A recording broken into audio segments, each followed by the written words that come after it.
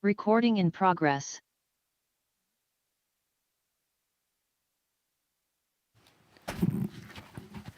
Good evening. It is 5:45, and I call this May 19th, 2026 special meeting of the Cupertino City Council to order. Madam City Clerk, will you please call the roll? Councilmember Fruin, Here. Councilmember Mohan, Here. Vice Mayor Chow, Here. Mayor Moore, Here. and Councilmember Wong is absent this evening. Okay, thank you. We begin with a study session, which is an update on the health and safety element of the Cupertino General Plan. Madam City Manager, do we have a presentation? Thank you, Mayor. Yes, this is a study session on the update to the health and safety element part of the city's general plan. The presentation will be conducted by community development staff and the city's consultant team working on this update. The Planning and Public Safety Commissions have had this study sessions on this health and safety element, and a public comment period soliciting resident input recently closed on May 8th. We have also received feedback from council members, which we have consolidated as a desk item. And I will now turn it over to our consultants from Fairs and Peers and Placeworks. Luke Connolly, Assistant Director of Community Development, is also here to introduce and answer any questions. Okay, I'll keep it brief to be mindful that the regular meeting starts at 6:45. I don't really have a lot to add, but again, I just would like to remind the council that the reason we're really doing the update at this time is because you're required to do so after updating the housing element, which is now some time ago. So we've had this in the works for some time. We did receive some comments during about a 2-month public comment period, and I believe you all have a desk item because we have comments that came in this afternoon, which we're going to address, but we're not going to be able to get through all of those tonight. So we do plan on having this item come back before the City Council again, which would be required anyway. And I just also want to introduce the team tonight. We have Eli Crispy will be taking the lead. He's with Placeworks. And we also have Francisca Church with Fair and Peers and Dan Rubin with Fair and Peers. Tammy Seal, who is a principal at Placeworks, is on Zoom. I will turn the presentation over to them, and we should have time to answer some of your questions afterwards. So with that, here's the presentation. Good evening, Mayor Moore, City Council members. Eli Crispy with Placeworks. Started. For today, we are going to go over the health and safety element and what it includes. We'll talk about some of the key updates that we have made from the currently adopted version. We will also recap the study session that we held with the Planning Commission a few months ago. Francisca will be here to talk about the evacuation study in a little more depth, and we will then go through next steps and open it up for discussion and questions. So the safety element is a mandatory part of the city's general plan. Every city and county in California must have a safety element. And the role is really to identify what are the hazards of concern in the community and to spell out policy to protect the community against these hazards. Primarily those that are natural disasters or have the potential to become natural disasters, but it also addresses some human-caused hazards as well. And the city's current element was adopted back in 2014. So as part of this update, we have been making a number of revisions and changes to make sure it is up to date and consistent with current requirements. As Luke mentioned, state law does require that the health and safety element be updated after the housing element has been revised. So that has to happen about once every 8 years. As part of the revision to the health and safety element, we have been making a number of changes to comply with a number of new state laws that have been passed in the past 10 to 12 years, which have really added to the health and safety element and are being much more detailed now about what has to be in these documents. These include a number of pieces of information, maps, and policies relating to climate change, climate vulnerability, wildfire, and most recently, extreme heat. We also want to incorporate the most recent draft or the most recent version of the county's multi-jurisdictional hazard mitigation plan, which the city is a participant in. And inclusion of that plan in the health and safety element helps to make the city more eligible for various grant programs and potentially increase disaster relief funding should that ever become necessary. Here are some of the changes to state law. I would note in particular Senate Bill 379, which was adopted in 2015, that requires that the health and safety element include a climate change vulnerability assessment, looking at how climate change may exacerbate the frequency and severity of future natural disasters and what sort of impacts these disasters may have on the community, and then that the health and safety element include goals, policies, and actions to increase adaptation and resilience to these future conditions. There is also Senate Bill 99 and Assembly Bill 747, both of which relate to identifying evacuation constraints and evacuation routes and their capacity, safety, and viability in the community. In our overview to the health and safety element and in our updates, we have gone through the document and made fairly extensive additions and revisions to the background information, to the maps, and to the policies and actions that are included. In general, we have aligned the wildfire standards that are in the health and safety element with the most recent changes to state law and the new mapping of wildfire hazard severity zones, which the city adopted last year.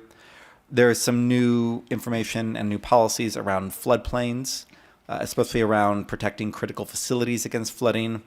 I mentioned that we have greatly expanded the discussion of climate adaptation and climate vulnerability in the health and safety element. There is some greater planning around infrastructure resilience in the community and ensuring continuity of government operations. And then we have also added in a number of new policies and new information related to the findings from the 2025 evacuation route capacity analysis and the residential evacuation constraint parcel analysis, which you'll hear a little bit more about later. Just to go through some of these updates in a little more detail, as part of the city's revisions to the emergency preparedness and infrastructure resilience policies, there have been a number of new and revised policies that relate to topics such as emergency communication, emergency alerts, including making sure that those alerts are available in multiple languages, making sure that Cupertino is coordinating effectively with the county and with other cities in the region on larger scale emergency events, making sure that the city's municipal infrastructure is resilient and is being hardened against emergencies, and also recognizing that the public safety power shutoffs are an ongoing risk and do pose a threat to the community. On the subject of wildfire, we have revised the maps in the health and safety element to include the most recent wildfire mapping, as I mentioned, and this replaces the previous was previously called the Wildland Urban Interface Fire Area mapping with the new local responsibility area mapping that was adopted last year. And then we have also significantly revised the wildfire risk reduction policies, including those that relate to new development in the wildfire area, to better align with state law. And that is consistent with the standard recommendations for policies that CAL FIRE recommends. Here are some of those changes that we have made to the policies. I'm not going to go through every single one, but as you can see, there are policies that relate both to new development, making sure that new development is being built to be resilient and to be fire resistant, and also to make sure that existing development is being maintained in a way to minimize fire risk. You'll also note that for many of these, there is a citation or a reference to parts of the building code or the public resources code or the government code. And what we're trying to indicate there is that we have made sure to align Cupertino's policies with what the state requires, so that way the state policies are fully consistent with what the city is requiring of both new and existing development. On seismic and geologic hazards, we have updated some of the mapping around landslides, including how that mapping and the landslide hazard zones are discussed. We have added some discussions around what is called the cascading impacts, essentially where one hazard results in another one. So we have tried to clarify those interactions between multiple hazards that may happen together or in a close period of time. There's also some new geotechnical review requirements for any new development occurring within landslide hazard zones, again, to better align with what the state is requiring and what is already on the books at the city. And we have also tried to clarify some of the limitations related to grading on steep slopes. Again, just making sure that what the health and safety element contains is consistent with what is already in the city's municipal code. On the topic of hazardous waste and materials, there have been a number of changes to update the regulatory references, making sure, again, that we are aligning with the current state and county oversight requirements. We have reinforced some of the environmental site assessment requirements that are spelled out in the health and safety element. We have generally maintained a number of policies, including those related to stringent risk reduction measures for development that is occurring near known hazardous material site. And the new policies do strengthen the city's commitment to better coordinate with state, regional, and federal agencies on any ongoing cleanup and monitoring activities related to hazardous materials. On flooding, we have updated the floodplain mapping to just reflect what is currently adopted by FEMA. We have clarified some of the hazard zones from flooding and related issues. We have identified some of the critical infrastructure and other essential facilities that are located in flood-prone areas. There are a number of new policies that relate to strengthening the city's standards for development, new development, and redevelopment occurring in flood-prone areas. And then for existing development, we have adjusted the policies, again, to make sure that the city, what is on the books with the city, is aligning with state and federal policy. There's also some language about greater control with some of the regional flood control, or greater coordination with some of the regional flood control agencies.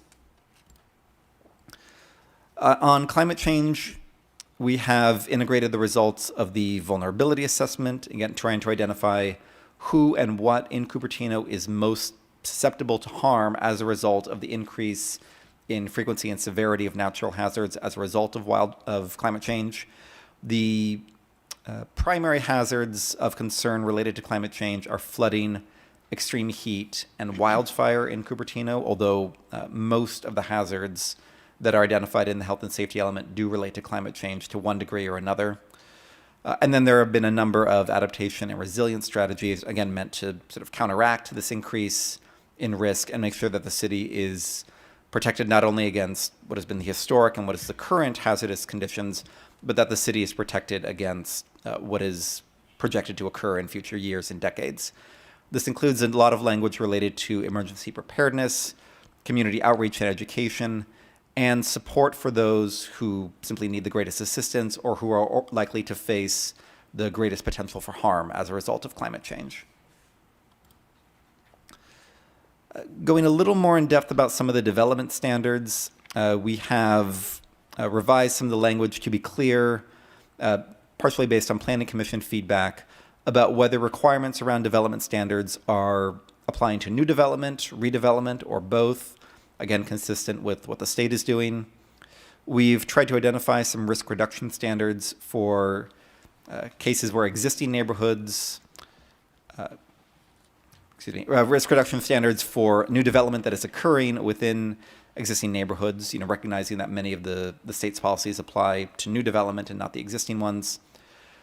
We have clarified policy triggers, essentially when is a development required to comply with a particular policy or mandate when it reaches a certain size or is of a certain use. In general, trying to improve the transparency and predictability in development review so that applicants understand what the requirements are, city staff are all clear on what the requirements are, the community understands, and that the development review process can proceed smoothly without any surprises. And again, in general, just trying to make sure that what the city is doing is consistent with what the state is doing and around particularly wildfire safety and evacuation planning. There were some changes to the noise parts of the health and safety element as well. These were not nearly as comprehensive, but there were some revisions. These include some minor updates to be consistent with Cupertino's current requirements, to add some implementation strategies around guiding the review of noise-generating uses, including public and private recreational activities, and to add some discussion of potential restrictions on quarry truck operations during designated quiet hours. And these edits largely reflect the input from the Planning Commission and from the Public Safety Commission during study sessions that were held last year. The Planning Commission did also hold a study session on March 9th, a couple months ago, to review the draft public health and safety element. And there were a number of comments that we received from both members of the commission and members of the public. In response to those comments and to that discussion, the commission directed staff to incorporate some more evacuation-related strategies that are related to what the supply side, essentially making sure that the evacuation capacity has been adequately increased or assessed, and that it can accommodate the demand on the system if an evacuation should be necessary, and also to strengthen some of the heat-related policies to incorporate findings and strategies from the state's heat action plan, which just came out a few months ago. And this includes policies around emergency alerts for heating, for extreme heat, improved access to cooling services, building standards to reduce indoor air temperatures during extreme heat, and what are called nature-based solutions, or using trees, plants, and other natural systems to help reduce the impact from extreme heat. Going a little more in depth, there were also some comments from the Planning Commission about providing greater clarity on how wildfire and evacuation standards are applied in the community. The Commission requested that there be some added language about emergency management as a sort of pillar of the city's public health and safety framework. That there be some more information about emergency communication, including related to the city's block leader program. That we add some language about maintaining and improving the city's community rating system score, which is a score that's issued by FEMA, and the score correlates to discounts that people in flood-prone areas can receive on flood insurance. So the more flood mitigation activities a city enacts, consistent with FEMA direction, the greater the discount city residents can receive on this insurance. The Commission also made some comments about incorporating federal EPA standards for hazardous materials, considering some objective noise standards for trucks, and that we clarify some standards and requirements related to law enforcement emergency response and shade requirements for parking lots and commercial development. In addition to the Commission comments, there were also some comments from the public at that March 9th meeting. This included some requests to consider designating additional evacuation routes and to provide some clearer standards around evacuations, to make information about evacuations more accessible to members of the public, that the health and safety element include policies about increasing wildfire resilience to incorporate the most recent hazard mapping, which we have done, to better retrofit some city properties against earthquakes, and again, to include objective noise standards, as well as some policies for freeway noise mitigation, and to include a noise contour map in the health and safety element. And with that, I will turn it over to Francisca to discuss the evacuation study. Great, thanks, Eli. Good evening, Mayor, Vice Mayor, Council members. My name is Francisca Church, and I'm going to provide an overview of the Cupertino's evacuation route assessment. So first off, why did we conduct this study? Really, the intent of the study is to comply with Assembly Bill 747 and 1409 that directs agencies to identify evacuation routes and analyze their capacity, the safety, and the viability of under various evacuation scenarios. And we're also required to look at various evacuation scenarios. This is a planning level analysis of evacuation capacity, so it's not necessarily a study of an evacuation operations plan or detailed evacuation time, but does provide a good framework for understanding where some of the bottlenecks are within the city under various evacuation scenarios. And so it really is intended to then support the general plan safety element Eli was just discussing, and making sure the city has policies and can make decisions on how to consider evacuation within Cupertino. The evacuation assessment was conducted following a 6-step process. I'm not necessarily going to talk through each of these in detail, but it's important just to note that they follow kind of a rigorous process in terms of first identifying what are the evacuation scenarios we're going to evaluate, defining the evacuation areas, where will the evacuees end up, looking at the evacuation routes, estimating the demand for those evacuation routes based on the scenarios, and then assigning those vehicles to the network, and then doing the capacity analysis. So for the scenarios themselves, we looked at 3 scenarios. We identified those scenarios in collaboration with city staff as well as county fire. So the first scenario, scenario A, assumes a wildfire that happens in the middle of the day in the fall, so around 2 o'clock, so school's in session. There's general traffic on the roadways, just traveling through and around Cupertino. And that would have a demand of about 70, almost 8,000 vehicles that would need to evacuate under that scenario. That includes residents, employees, students, and visitors that are just in Cupertino during the day. We then looked at the second scenario, which assumes a wildfire and earthquake. This is something that we're assuming under this scenario would happen early in the morning, 6 a.m.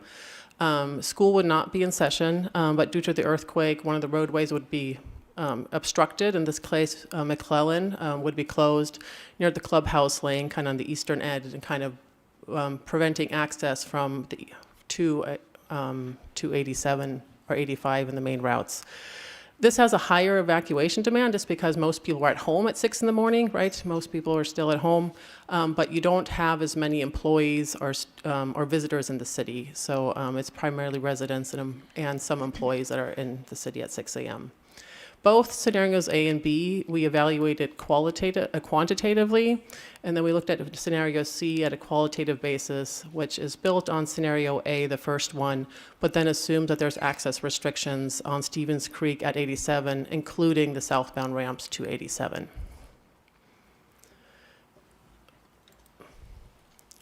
So some of the key findings from the scenarios, between all 3 scenarios, to be honest. So we have an evacuation demand of anywhere between 8,000 and 9,000 vehicles, depending on the scenario.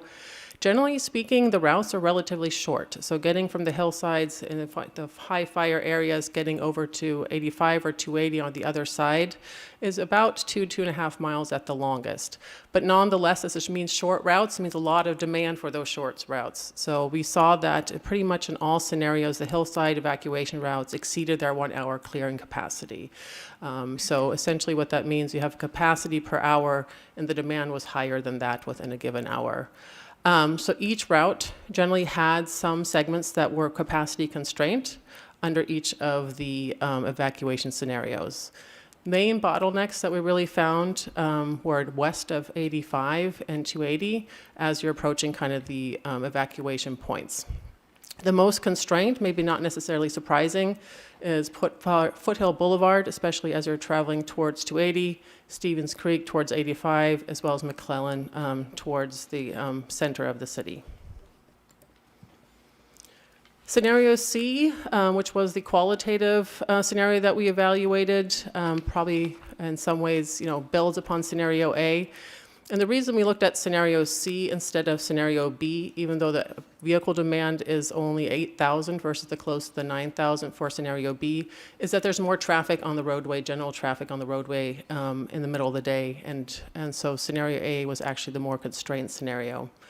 Found essentially similar, even though we're looking at this qualitatively, really what it would do is just compound the effects that we saw under scenario A, where the roadways near Foothill Boulevard, McClellan, and De Anza Boulevard would become constrained as people are trying to evacuate the area.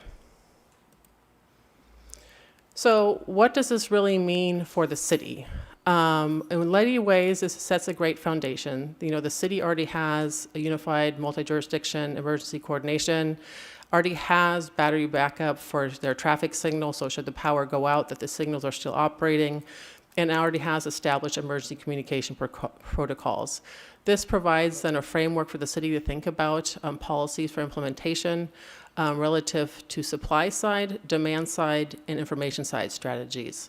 Supply side strategies, essentially like how can you potentially have targeted and flexible capacity improvements on the roadway to add additional capacity for vehicles, better traffic control or different type of traffic control during evacuation, and finding ways to have faster clearances of the roadways during closures.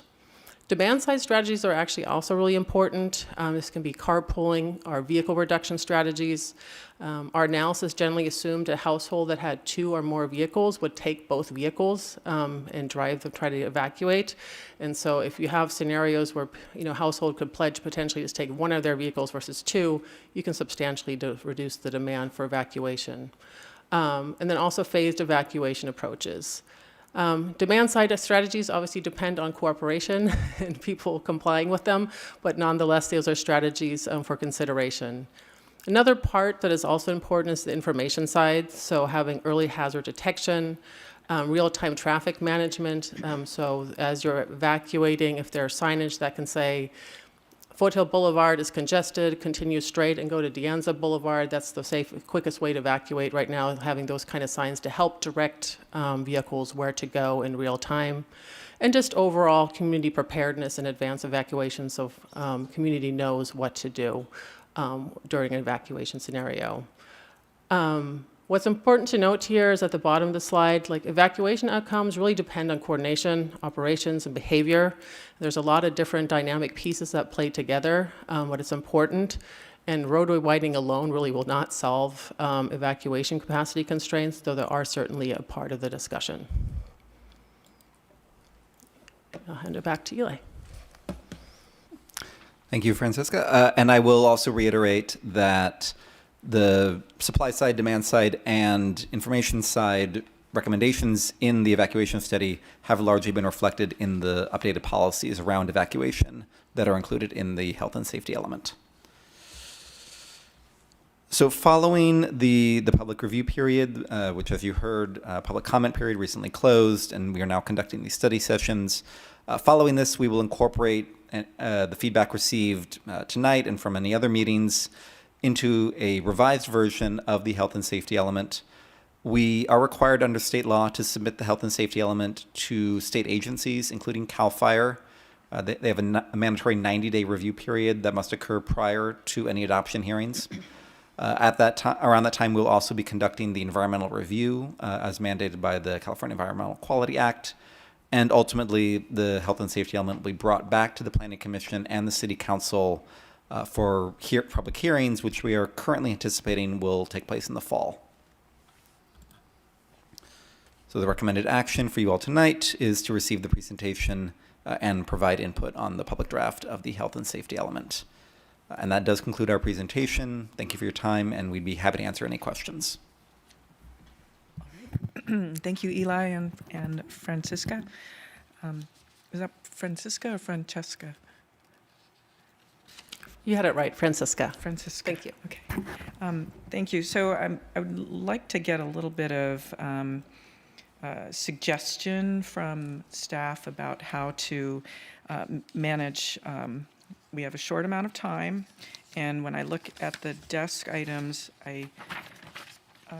looking at item 1, the tables that we have. There's a number of suggestions. So this is a combination of the vice mayor's suggestions, planning commissioner comments, and I appreciate that the planning commission comments had the italics portion after each suggestion. But my understanding is that means that it wasn't incorporated. It was just, it was commented on whether or not it would be a good idea to incorporate, essentially. Is that correct?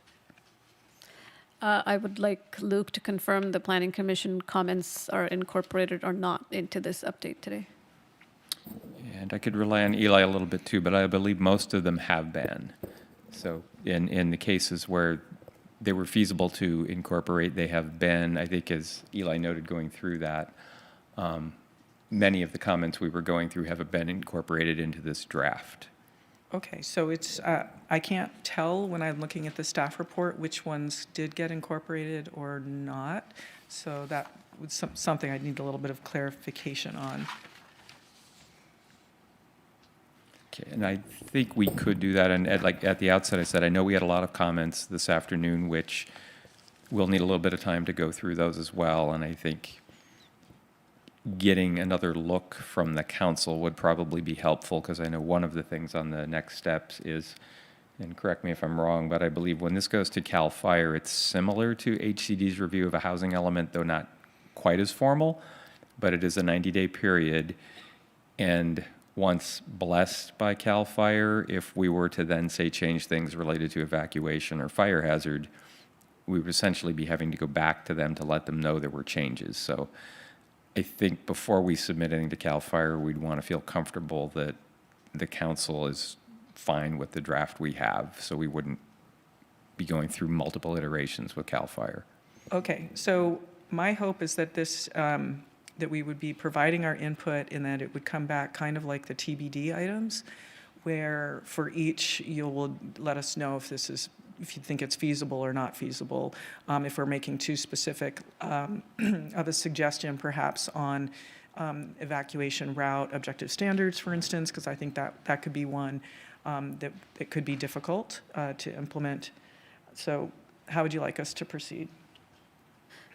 Mayor, I think we definitely need time to take in all of the good suggestions that we've received so far from council members, and of course the Planning Commission suggestions. We need to confirm which ones are incorporated already. I like the idea of creating a table. I just want to clarify the TBD format. You don't mean add it to TBD. You just mean like add it as a table and then have a staff recommendation column. Yeah, Correct. I think that's doable. Correct. And so just to clarify, like the ones that I suggested, I took the public comments and added those to some of the other cities, like 5 different cities, their health and safety element, and came up with a list of 25, combining those. And then in this table, this attachment, you've got the planning commissioner comments, and then my recommendations, which are a mixture. They're not just my own as well. So I've tried to add in, particularly the from the public, like around the sound walls at the 280 and the 85, that being a missing area for noise abatement. So I'd like to open it up for questions from the other council members, and if you have some suggestions about how we collect these suggestions. 'Cause Sorry to that's- interrupt through the mayor. We have Planning Manager Pugh Ghosh virtually with her hand raised. I think she might have some comments or additions to add. Please. Okay. Thank you, Lauren, and my apologies for a froggy voice here. I just wanted to clarify that the draft that is presented to the council does not incorporate the comments from the Planning Commission. That is the draft that was presented to the Planning Commission as well. I just wanted to clarify that. Okay, thank you for that. That is my assumption, so I'm glad for that clarification. So I'm going to move to the home panel here and see if we have some hands raised. Vice Mayor, and first, if you have some suggestions about how to proceed through all of these suggestions, and I think you have some separate ones in your written communications. Yeah, thank you. So, yeah, I was confused whether the comments from Planning Commission was included or not. Good to clarify, it's not included. I think the mayor's sounds like yours. We likely will have, maybe we'll have another study session where we might have the table like a 2BD with recommendation for each of the suggestion. Then maybe are you thinking for in that meeting we will have a draft we could consider to adopt with some revision at that meeting? Or are you thinking we might need a third meeting? Difficult to say. It might be possible to have it finalized where we could have a draft, but I think if I'm understanding the format, what the goal would be to have a table where we have all the comments, the source, Planning Commission, City Council. Were they incorporated? Were they not incorporated? If not, why not? Or if they were modified, how were they modified? And I think if we did that and you had consensus on those comments, you could probably turn a draft around then and have it So- ready to go. Would it be helpful if we have a council subcommittee that work with the staff so that you at least have recommendation that work with 2 council members? We bring it to the council.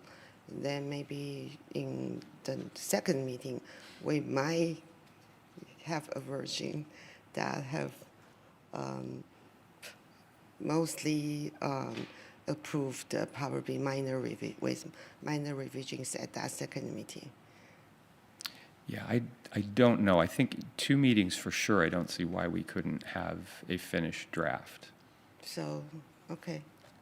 Yeah, my only concern was not sending something to CAL FIRE that was subsequently changed, because it would be a big step back. And if I could clarify on the Planning Commission too, is there were Planning Commission comments incorporated because the Planning Commission has seen this twice. The comments were from the first Planning Commission meeting, not the meeting in March.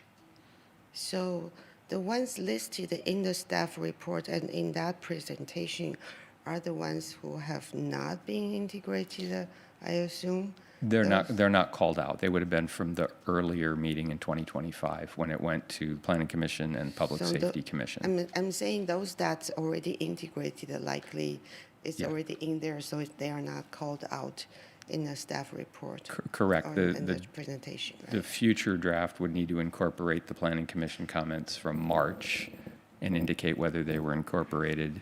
Similarly, the comments we've received from council tonight and in written form would need to be treated the same way. Okay. So I do have a question about the evacuation study. So we know that there is evaluation of the volume over capacity, and there is a ratio. But I do wonder, everyone, even if we can get to Foothill, Stevens Creek, the Anza, maybe the freeway would be all blocked. Have you evaluated, can we even get out of Cupertino in case of earthquake? Wildfire, it's okay, it's more regional, they just need to get out the wildfire area, but if it's a severe earthquake, what's the evacuation out of Cupertino? Yeah, thank you, Vice Mayor, for the question. So during an earthquake, typically the emergency protocol, unless there is an event that is triggered like a wildfire or flooding, is to shelter in place and stay in home. So generally speaking, you would not have a greater demand on the freeway because of an earthquake, because usually you will try to stay in your home and shelter in place unless there is some other secondary event that gets triggered. Okay, yeah, since that's good to know, yeah. Okay. Councilmember Fruin? Thank you. First of all, I want to thank the mayor and the vice mayor for the amount of input that they provided here. I wish I'd seen more of it earlier to be able to offer something to piggyback on top of it. But one of the things that I'd really like to hear from staff is sort of just to underscore that the tension that I'm seeing in some of the recommendations between what is typical for a general plan element that is rather high level versus an implementation document like, an ordinance, et cetera. So regardless of what you can answer now, to the extent that in this table that we get back later, you can explain, what's appropriate to have in and advisable to have in a general plan document versus an implementation document like an ordinance, I'd really appreciate that. But if you could maybe explain the difference here as to maybe why a level of granularity that's being sought is perhaps better for a different discussion. No, that's a good point, and I've not had a chance to go through all of the comments, but there's always that issue of a general plan is called a general plan for a reason, is you want to start more broadly and work to more detail as you go from policies and strategies, but then typically to get to that objective, more granular level, you typically have ordinances or other documents that can be very specific, that are, the regulations implementing the policies identified in the general plan. So I think as we go through the comments, that's one of the things we're looking at is the ideas, I think many of them from what I read were very good. It's just a matter of would they be something more appropriate elsewhere? And I think that's a comment we as a team need to look at as we go through this is this may not be the place for them, but they may belong somewhere else. Yeah. No, I broadly agree with that. One of the ones that I'll underscore is let's see, there was a recommendation here to do some advocacy with Caltrans, for example, but that doesn't really seem like a general plan policy to me. I would think that we would establish a general plan policy and then align our advocacy around that. Yes, that's true. I mean, we already have a number of policies working with regional and state agencies on a variety of issues. So, again, the intent is good. I think it's how we word it and how we want to implement it as a practice. Okay, yeah, that all makes sense to me. I may have more in a bit. I'll reserve my time. Okay, thank you. It is 6:25. We do need to have public comment as well, and the regular meeting's at 6:45. With that, Councilmember Mohan, and if you have some suggestions on how we can combine our comments and make sure we've got clear direction for staff, that would be appreciated. Sure, I'll keep my comments brief. This is meant to be a policy document, right? So one of my questions or confusion was there was parts of the document that was high-level policy, and I think that's how that was what was intended. And then there were parts where you went into really specific strategies and fairly detailed options to mitigate some of these problems that we could have. So I was a little confused as to whether this is the kind of document that is not just high-level policy, but specific suggestions for mitigating these problems that could arise, because most of them are, we are anticipating things that have not happened or may not even happen. Yeah, if I could just answer it. It does, this element follows the city's general plan as a whole. That you generally start with goals and then policies and strategies, each of which gets more, you go from broad to more detailed, whereas ordinances get even further detailed in implementing that. So I think that the format is pretty typical and reflects what you'd see in the housing element or circulation element in the city. Some things do get, I think, a little more specific, and that could be related to specific laws or measures that need to be addressed in the document, but you generally start with a broad statement and work towards your strategies that will help you realize that goal. Okay. Maybe I'll get back to that later. But another question, Mayor and staff. I see the document that you have submitted with your questions, and since we haven't had a chance to really look at it, what would be the best way? And then staff hasn't made comments on these suggestions as well. So at the next meeting, is there a way that there's a column where you say staff agrees, not agree, or it's not feasible, or it's sort of a pie-in-the-sky recommendation?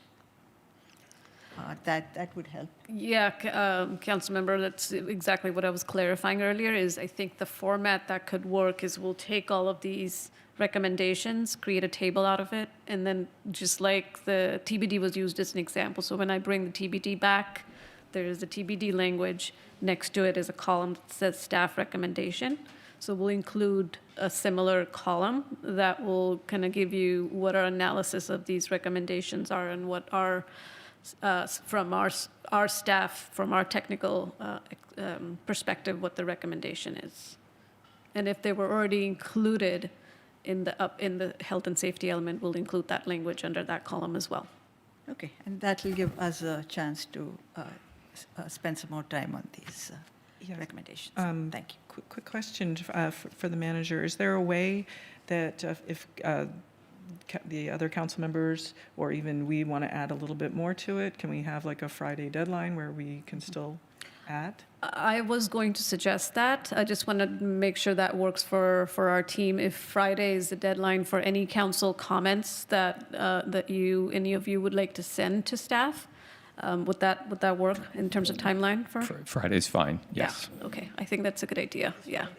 This Friday, 5 p.m. Very good. Vice Mayor? And then we'll go out for public comment. I'll make comment after, but maybe I'll make that now. I think the recent state laws and planning guidance have increasingly emphasized the need for objective, measurable standards in the general plan policies and for development review. Therefore, when I try to develop a potential revision of the policy, my process, I go to the ChatGPT, I say compare our draft with the other jurisdictions' elements and compare, and it will give me recommendation where we are strong, where we have gaps, and where we could have stronger policy. And then I would then, with the recommended policy, I say, could you evaluate, is it objective enough for enforcement? So that's the kind of policy that I was, my process of getting that. So I think if we only say evaluate, that's a policy that's really useless in the current state law environment. We have to have some objective standard. Without objective standards, we know the standard is as if it doesn't exist. So I will share what I hope to quickly go through the things that I have gone through after the public comments. Yeah. Okay. Councilmember Fruin, quick. Yeah, just to continue sort of in the vein of my commentary from before, if we're going to have this deadline for comments, it would be helpful to have sort of a philosophical statement from staff as to what really belongs in the general plan and what might belong in an ordinance. It would be helpful for us to be able to then provide you with the feedback that is not going to send you on a wild goose chase. I mean, there is a fine line, but I think looking at how general plans as a whole are written, again, they're different from ordinances. We don't specify building heights in a general plan, but we do specify a lot of other things related to what buildings should look like. Density is specified in the general plan. So things that are more site-specific and, again, objective, those are typically found in ordinances. I think it does help where you can be objective. But this document is really something about stating a policy, how your community sees itself, what your community wants, and then working down to your strategies from there. How do you get to that goal you stated? And not trying to get too granular, which was the word you used. And it has gotten, I think, tougher for the reason the vice mayor says, is there's been an increasing push to be more objective. Sure. But presumably you could put your objective standards in an ordinance. You don't necessarily need to have them in the general plan. Yes, you can, or even in other documents. Yeah.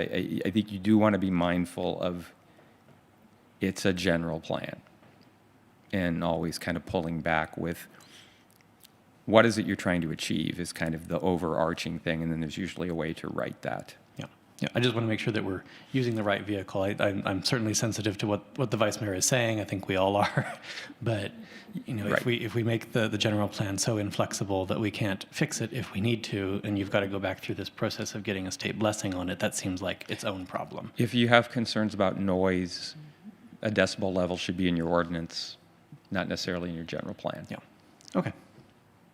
Okay, thank you. We do have some of these things in both, including the heights and the noise decibels. Madam City in Clerk, the general plan. In the general plan, right? Correct. And setback, those also numbers are Thank in you, the Vice general Mayor. plan. We are short on time. Madam City Clerk, do we have members of the public who'd like to comment on this item? Yes, Mayor, we do not have any requests to speak in person at Community Hall. I am seeing one hand raised virtually, and I may have another request to speak who emailed me who is having difficulties raising the hand feature. So at this time, we will welcome San Rao.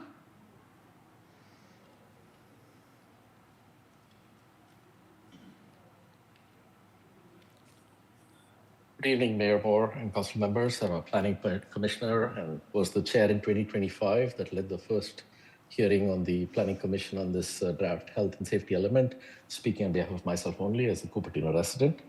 I do agree with the comments that were made by council member J.R. Fruin and I believe Sheila Mohan. I think we have to think about this as a policy update. And while there are aspects of policy that can be objective and should be objective where they can be, I see a number of suggested additions that increase the burdens on residents that may be living in the corridor of traffic, or that may be living in frankly, most of Cupertino, if we start to treat moderate, high, very high as one category for additional restrictions on major home remodels, that does add a burden on residents. So I do want us to be sensitive to adding costs to residents. It is already unaffordable to live in California, in Bay Area, and in Cupertino.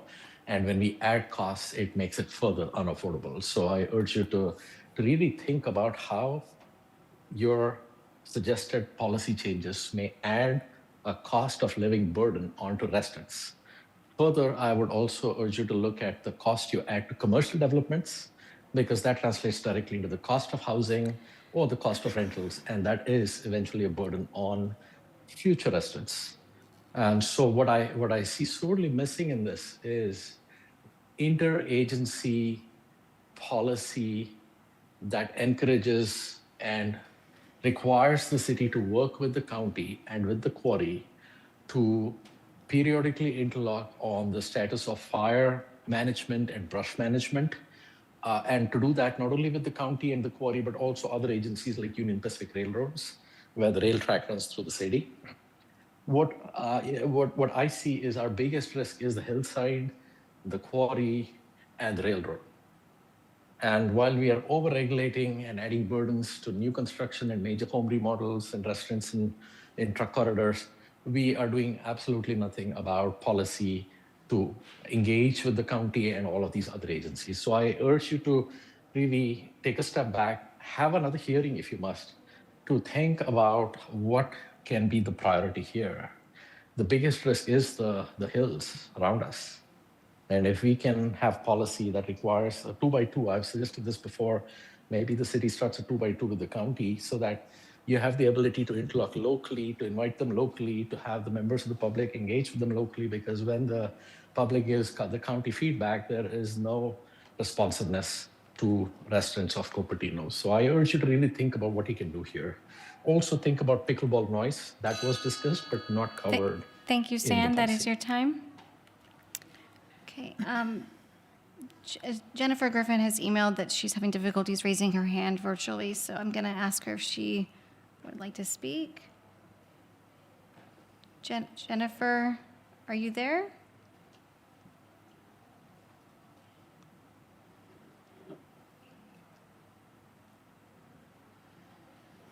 Jennifer, I'm trying to, there. Lauren, are you able to unmute? Yes, she is unmuted. Jennifer, you are unmuted. We're not hearing anything on your end.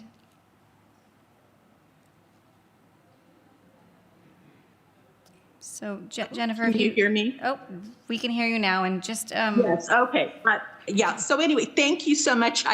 My husband was telling me what he thought it was permissions problems, but we're going to, during your dinner break, we're going to get off and then come back on again. So thank you for this. I'll talk real fast. Thank you for having this item come up. I appreciate you bearing with me. I just wanted to add a couple of things. This was an excellent presentation. I did read all the notes on it. You guys are doing a wonderful job of trying to keep us safe. I just wanted to state, if you all weren't aware, there was in 1981, the malathion storage tanks that had been stored on Highway 85 exploded. I was at De Anza College at the time. They had to evacuate the schools and De Anza, and it was the roads were completely choked up. I waited 4 hours for the bus to come at the Oaks. So we need to be mindful of things that can happen that affect a group, like evacuating a school. It's bedlam. They actually wound up leaving a classroom of hearing impaired students in De Anza after they forgot about them. I'm not blaming De Anza, but these are the types of things that happen when you have some sort of a disaster like that. The other thing I was going to say is we need to be mindful of tornadoes now. If you weren't aware, last December, there was a tornado that hit the Target store in Scotts Valley. I happened to have been through there the day before and the day after. It did extensive damage to the roof of buildings. And routinely in Santa Cruz, they will send out tornado warnings because they see thunderstorm activity, et cetera, beginning to build up. And these are things that we need to be mindful of, that yes, maybe it's a change in the climate, but there are places in this country where they have regular tornado siren warnings. So we need to think about that. Also, I'm really, as you're aware, I'm concerned about, I feel like a lot of the authors of the current housing bills, AB 130, have blinders on, and they're not thinking about public safety. Anyway, thank you so much for helping me get on, and keep up the good work, because we need to keep everyone safe. Thank you so much. Thank you, Jennifer. And Mayor, that concludes the request to speak on this item. All right, thank you. So I would like to hear more about the general plan policies. This discussion that we've been having, I think, is very interesting regarding perhaps the policy strategies and goals.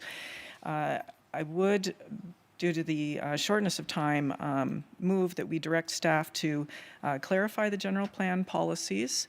That previous discussion we've been having, I think that's very helpful in that the council has until 5 o'clock on Friday to submit or resubmit your suggestions. If you made suggestions and have already turned them in and you would like to alter them, you have until Friday at 5 p.m. to do that. And then we asked that staff will compile those suggestions into a TBD format, which will have their recommendations in a separate column, which will come back as a study session at a date uncertain. Would anyone like to modify that motion or second it? Oh, seconded. Okay, thank you. Do we have any council comments at this time? I talk too quickly. First, one more question. So is it possible we have policy strategies, but also implementation action? I think similar to the housing element. That can be part of what they come, we'll brought back in a staff report. So I'm just asking if that's feasible for staff to recommend. I'll take that as a friendly amendment to the motion. That we talk about implementation. Okay, so it could include implementation action. Yes. Which could be like adopting an ordinance to do something. Right, it would be suggestions. If something doesn't fit here, where does it fit? And then what are the steps that we need to do to make that happen? Yeah. That works? Okay, great. Thank you. So and the seconder, you've made a friendly amendment and you accept that. Councilmember Fruin? No, time is short. I want to quickly go through my written I'm sorry. comments. No, you have till Friday at 5 p.m. You can make changes to your current ones. And otherwise, we're going to be running into the next meeting. Okay, then I just quickly mention I did address the pickable noise issue with impulse noise, how to quantify that, and then the nighttime truck noise in my proposed policies.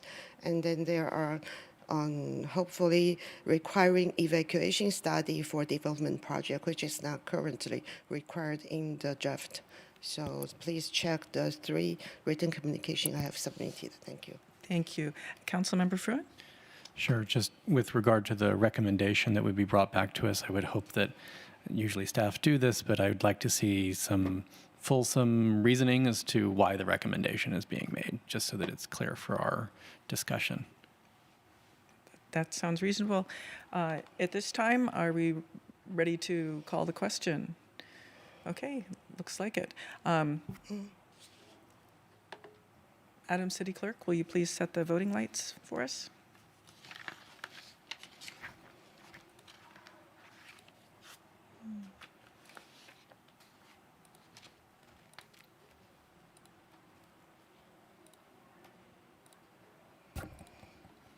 Okay.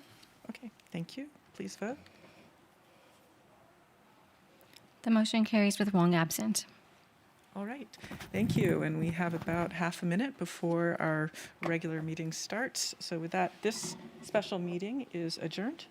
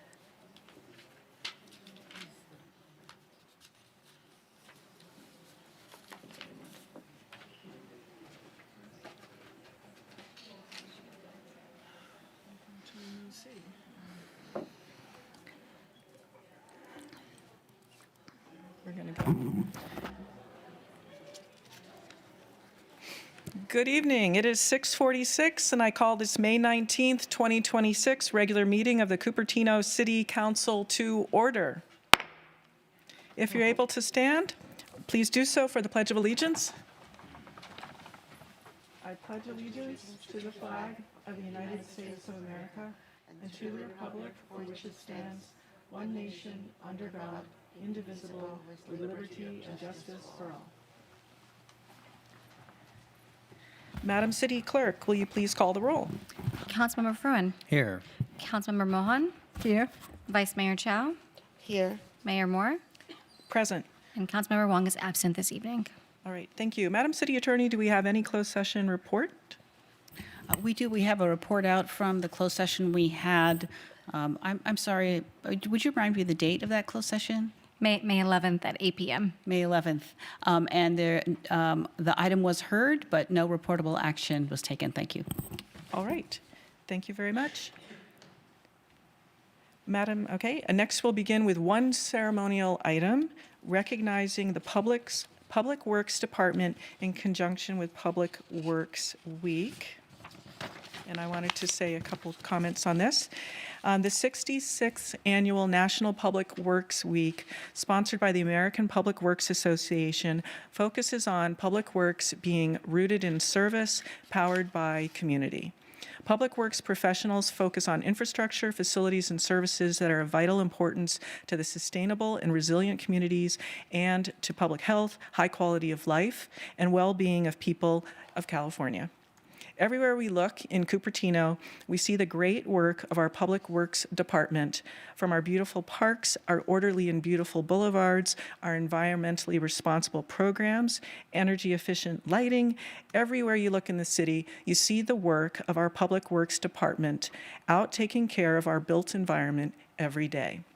Thank you for all that you do to keep Cupertino beautiful. Madam City Manager, do you have some comments on this item?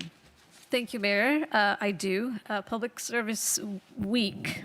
Works Week, is an opportunity to recognize the essential services that keep our community safe and connected and functioning every day, from maintaining streets and infrastructure to delivering vital muni services. Behind the scenes, Public Works staff care for a vast and complex system, as you have mentioned, Mayor, maintaining over 3,400 public lights that enhance visibility and safety, stewarding more than 23,000 trees that contribute to the city's urban canopy and environmental health. And the team also manages nearly 200 acres of parks and open space. In addition, Public Works maintains approximately 300 miles of streets and 60 traffic signals to support mobility and reduce congestion, while proactively protecting neighborhoods from flooding, from cleaning nearly 2,100 storm inlets each year. So collectively, this work, as well as countless other efforts, reflect a sustained commitment to public safety, environmental stewardship, and quality of life. Thank you to Public Works staff for all of your work. And thank you, Council, for recognizing the department. I would now like to invite the Director of Public Works, Chad Mosley, and any department staff in attendance to come up on stage and receive the proclamation.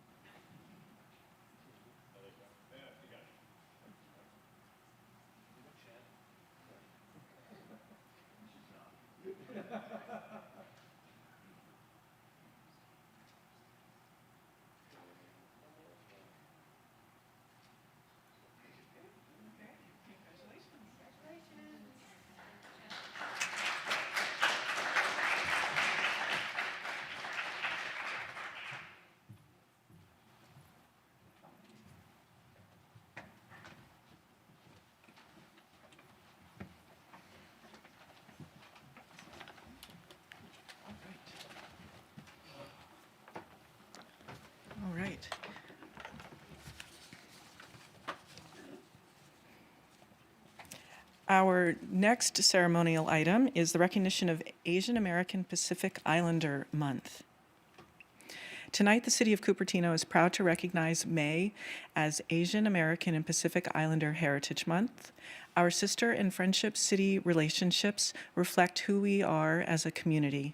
Through our sister city relationship with Hsinchu, Taiwan, and our friendship city partnerships with New Taipei City and Taichung City, we've built strong connections through culture, exchange, and friendship. We also recognize Taiwanese Heritage Week, observed from May 10th through May 17th, and celebrate the contributions of the Taiwanese American community here in Cupertino and beyond. We're pleased to recognize the two groups here with us this evening, the Asian Pacific American Public Affairs Group and the Asian American Parent Association. Stacy Tang, Regional Director of the Formosana Association for Public Affairs, on behalf of Asian Pacific American Public Affairs, will receive the proclamation. So here's Stacy. Hello. Okay. Can I make a short comment? So I'd like to mention that we just held the AAPI festival the last Saturday. This is the fourth year it was held, but in Cupertino. I wish that we could have invited the founder of that event for hosting it, but the same event is also sponsored by the AAPA organization that's also recognized today. Thank you. And I think 4 council members attended that event.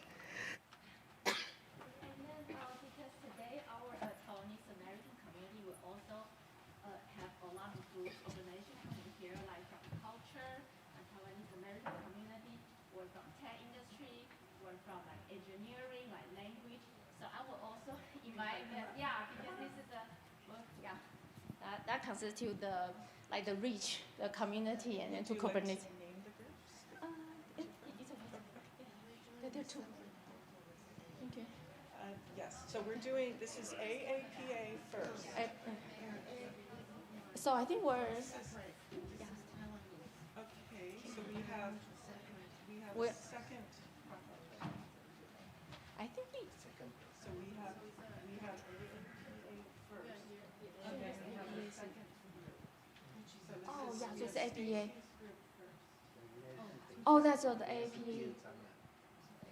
I think that because that's on the same. Oh. Okay, yeah, because they're under the same proclamation, but two groups. Oh, 我刚说一直以为是。Oh, okay, sorry. Okay, now we got it. Okay.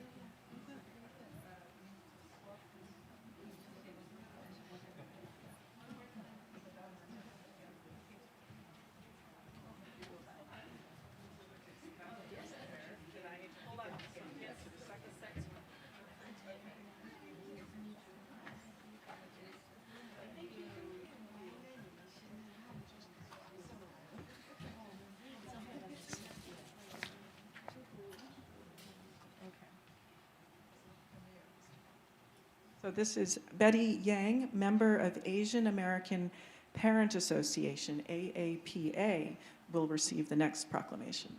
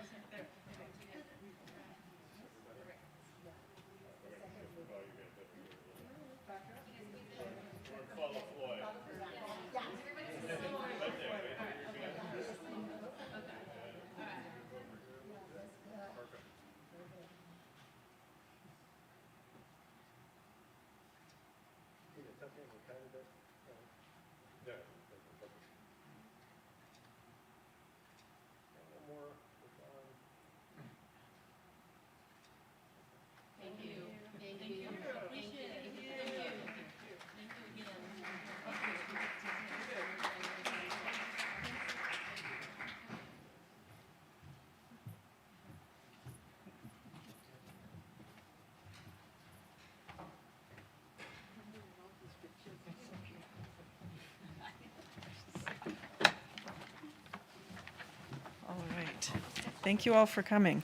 Our next item is postponements and orders of the day. Do we have any postponements and orders of the day, Madam City Clerk? We do not, Mayor. Okay. Any members of the council wish to move any of the items? Not seeing any hands raised. Our next item is oral communications. Madam City Clerk, how many comment cards do you have for oral communications at this time? Mayor, I'm seeing one request to speak in person, and I currently see one hand raised virtually. The request in person is a group, of more than 5, so it'll be 10 minutes for this one group. Okay, thank you. Madam City Clerk, will you please provide the instructions for all communications and conduct the item? Certainly. This portion of the meeting is reserved for persons wishing to address the council on any matter within the jurisdiction of the council and not on the agenda for discussion. Oral communication shall be limited to 30 minutes. Additional speakers wishing to comment on non-agenda items may be given time to speak at the end of the agenda after the city manager's report. Individual speakers are limited to 3 minutes. As necessary, the mayor may further limit the time allowed to individual speakers or reschedule remaining comments to the end of the meeting on a first-come, first-heard basis with priority given to students. In most cases, state law will prohibit the council from discussing or making any decisions with respect to a matter not listed on the agenda. A council member may, however, briefly respond to statements made or questions posed by speakers. A council member may also ask a question for clarification, provide a reference for factual information, request staff to report back concerning a matter, or request that an item be added to a future city council agenda in response to public comment. And as a reminder, members of the public wishing to speak regarding this item under oral communications shall submit a request to speak or raise their hand virtually within the first 9 minutes of the start of the public comment period or before the public comment period is closed, whichever comes first. So again, Mayor, one request to speak in person, and right now we have 3 hands raised virtually. So at this time, we will welcome Helene Davis's group. So welcome. You guys will have 10 minutes. Excellent, thank you. Good evening, Mayor Moore, council members, and city staff. My name is Helene Davis, and I am the president of the Cupertino Sister Cities Association. And we just completed our 6th student exchange with Cupertino, Italy. We sent 7 delegates and 2 chaperones. And we thought it was really important that you hear directly from the students before they disappear for summer break and such. I do want to acknowledge especially our chaperones, Janine Woodell, who is here tonight, and Nick Prajoko, and also the parents, of course, I have to acknowledge them. And I want to thank the council and the city staff for all your support of our program and all the sister city programs through the years. So I will turn this over to the first delegate, which I think is Jaden. Hi, my name is Jaden, and I'm an 8th grader who attends Hyde Middle School. When the Italian students first arrived at San Francisco International Airport, they were excited but tired and immediately noticed how big everything seemed. The roads, the cars, the schools, and our community. They stayed in our homes with our family, sharing dinner at home that first night and starting to get to know one another. During their visit, they discovered that life in Cupertino is a little bit different from life in Italy. At school, they noticed how much technology we use and how involved students are in activities and sports. In our homes, they experienced busy schedules, meals from different cultures, and everyday American family life. We also got to show them some of our favorite places, including San Francisco and Santa Cruz.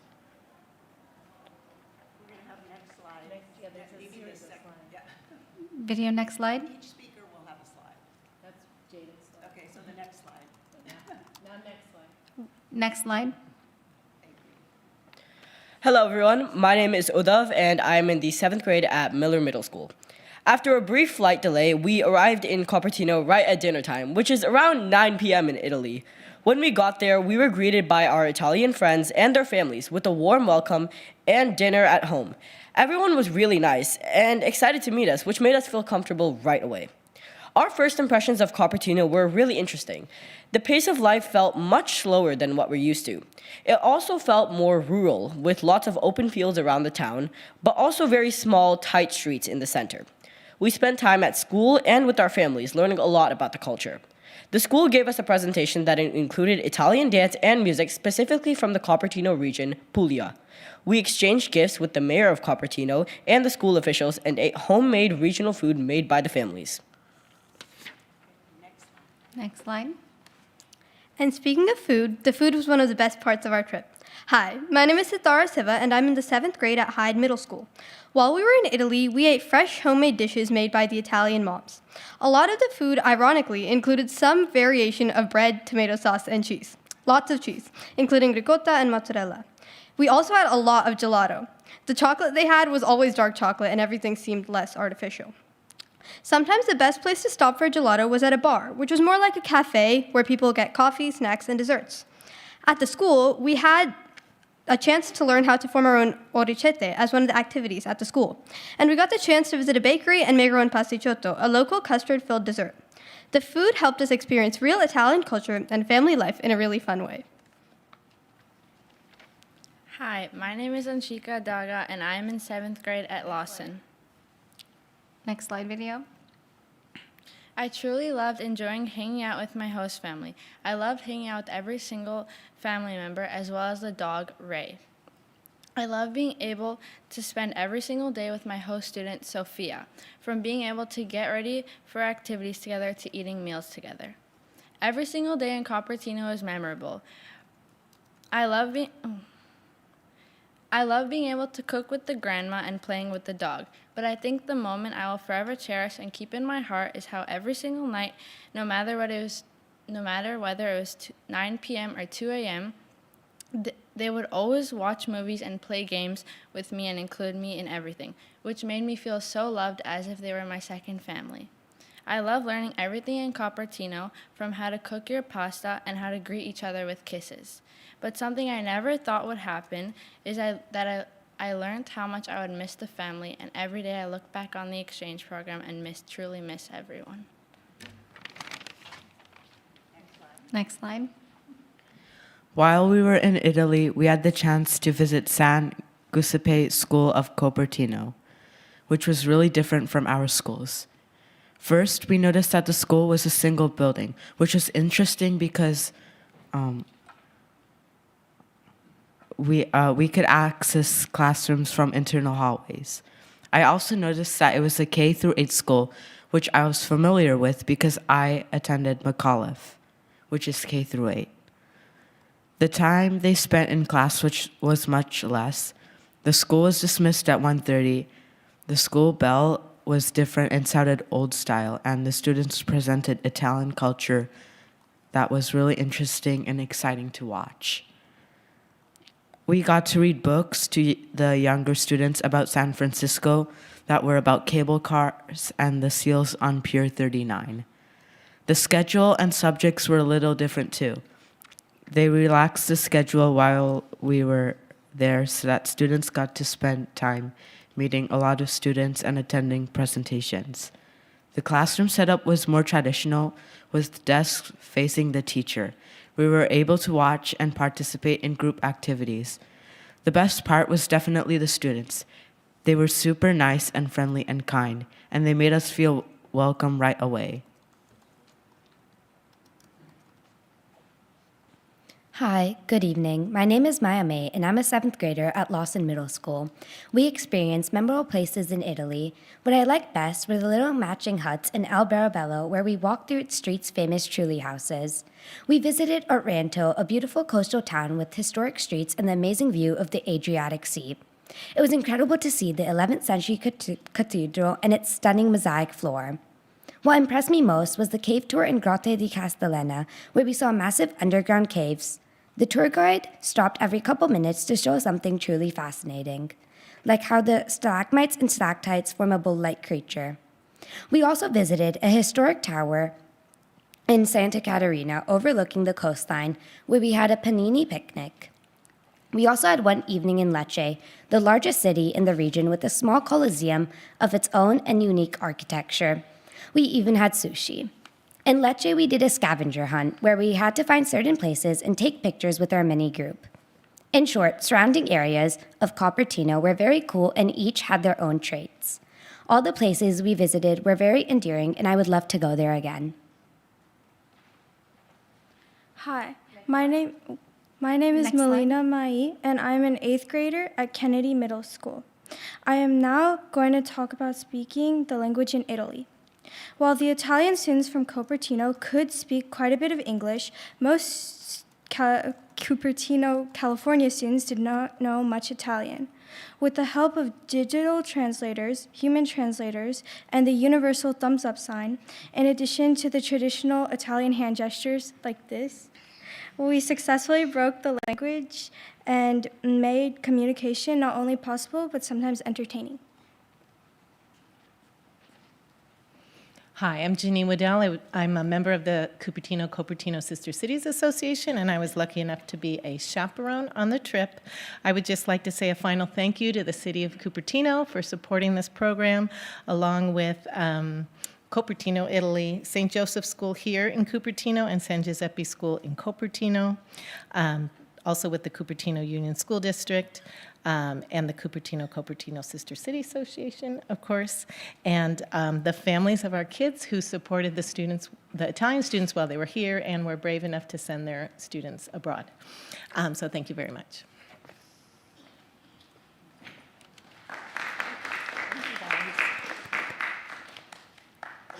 Thank you, Helene. Next, we will move to the request to speak virtually. We have 3 hands raised. At this time, we will welcome Jennifer Griffin, followed by Nori, followed by San Rao. Welcome, Jennifer.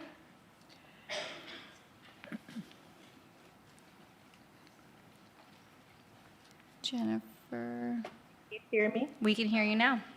Okay, thank you. We loaded the app on the tablet and it's working better. Thank you so much. Just on the side, I loved hearing about the students going to Cupertino. I just wanted to mention again, there is a housing bill which I've been following. It's AB 1751 by Buffy Wicks and Mrs. Quirk Silva. I think it's Sharon Quirk Silva, Southern California. And this bill, I'm just every time I read the contents of the bill, it gets worse. They're trying to do ministerial approval for townhouse projects. And then the text of the bill says that the public is not supposed to be able to give comments about the townhouse projects. And I just find something really, really strange about this whole bill. I really hope that it can be modified. Evidently, some cities in Southern California have already expressed their frustration with it because they said that it is overriding the planning departments. And what I'm concerned about is that we have a lot of issues coming up concerning water accessibility, telecommunications, traffic control, et cetera, with CEQA. And I think having a lot of things that are ministerial really defeats the whole purpose. We want to be safe. You guys just spent a whole bunch of time and research trying to have a safety element that is required by the state. But why would we have a bill like this that would be permitting something ministerially and preventing the public from asking pertinent questions? What kind of government is that saying that they're promoting? As we're going in with the new governor, I have some very serious questions about what the purpose of a bill like this is to do.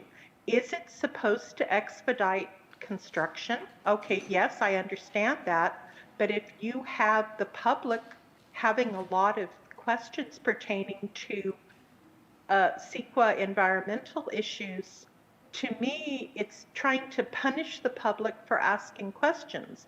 And it's also trying to prevent the City Council, the Planning Commission, and the Planning Department to do their due diligence. I really think that we're on the wrong road with this type of a bill, and I do hope Mrs. Wicks and Mrs. Quirk Silva can try to maybe alter this bill so it becomes something useful. But to me, it's a boat anchor. It's an exercise in futility, and it's an exercise to try to frustrate the public. I'm frustrated, so let's hope it goes away. Thank you. Thank you, Jennifer. Next, we'll welcome Nori. Welcome, Nori. Can you hear me? We can hear you. Thank you for this opportunity. Banley Drive is used for the business district, include many Apple office buildings, Apple cafeteria, business building, that for small businesses, and academy for children. It is not for housing area. Have you been to look at the 10268 Banley Drive and walk inside the office to look at it? If not, please do so. 10268 Banley Drive building is used for educational building, businesses, and small commercial businesses, law office, technology incorporation, architect office, and in the building. Most importantly, Mirai Gakuen, Japanese language, culture school for children, Dianza Learning Center, Chinese language, Taiwanese culture, education academy, Capybara Clay Studio, Art Clay Studio for children, Li Wo Shu Academy, Chinese martial art training center, and Enjoy Dance Studio for many young students learning dance are in the building. Many children enjoy to attend those schools. Summer school will be start soon. Once again, Summerhill developed the properly to townhomes where those academies for children can go. Many office buildings are developed to townhome by Summerhill, and the city always approved. If you have a compassion to those children, please let the building stay where they are now for children academy for school. Please do not take the school for children. Please find an alternative location. Please help. Thank you very much for listening. Thank you, Nori. Next, we will welcome San Rao. Good evening, Mayor Moore, Commission members, Council members. Speaking on behalf of myself only as the resident, even though I'm a planning commissioner, I have a few different issues to bring up for your attention.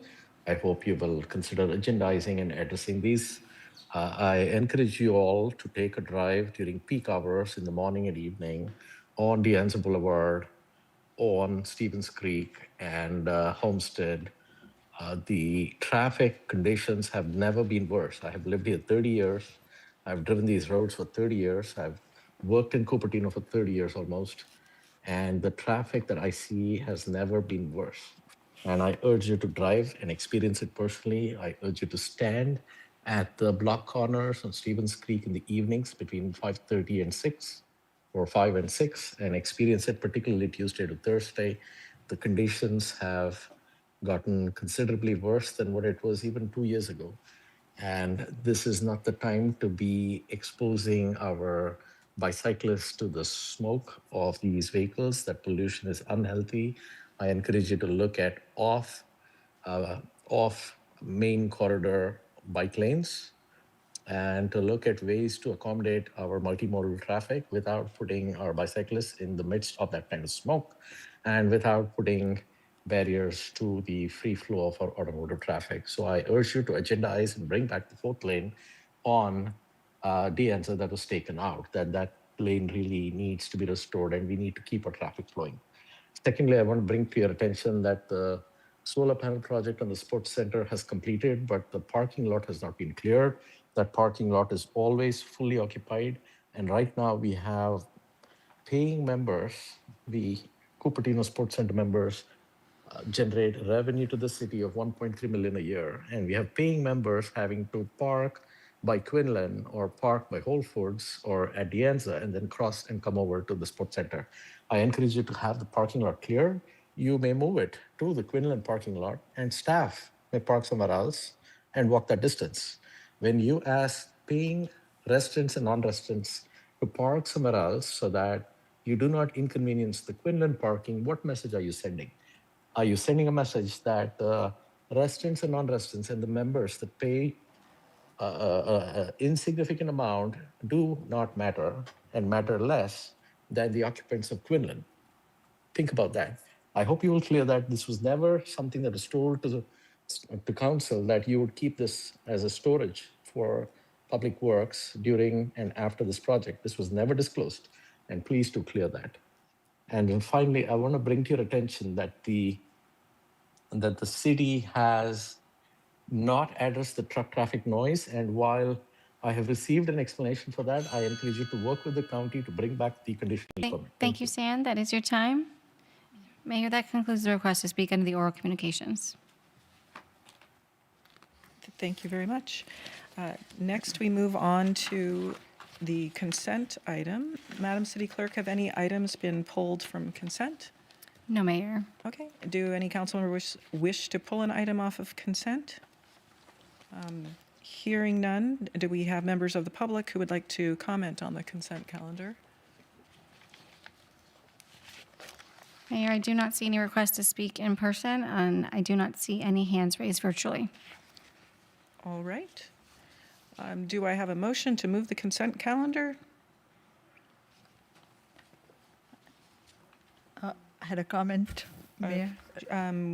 Shall we move the consent item and then comment on it? No, I didn't really want to spend too much time on the item that I wanted to talk about. So Happy to move it. Okay. Items 3 to 17.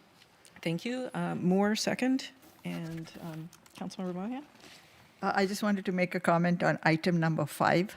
I've questioned this, and I've had a really good detailed explanation from the former city clerk.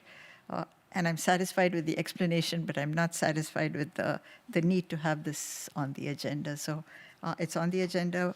We can leave it on for now if you want, but I would prefer that in future years we just don't have this item. All right, so noted. Do I have any further comments on the consent calendar before we go to a vote? Vice Mayor?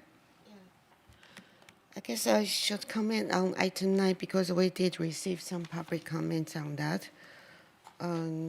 So I think in the past, there were some designation for candidates who elect to abide by the campaign limit. It's a voluntary, and some people think its use helps them to make a decision.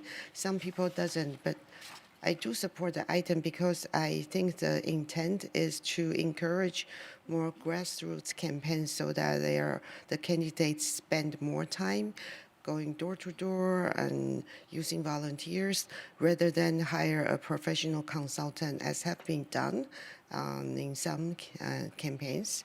So the amount is reasonable, I think, for a grassroots campaign.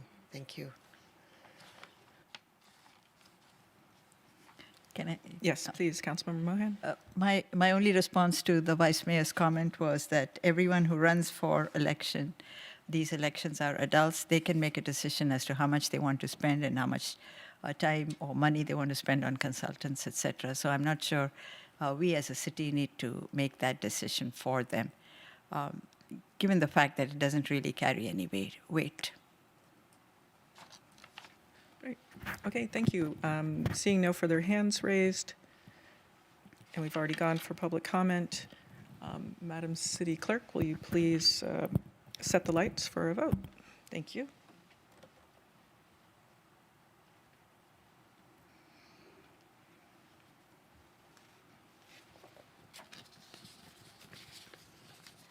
The motion carries with Wong absent.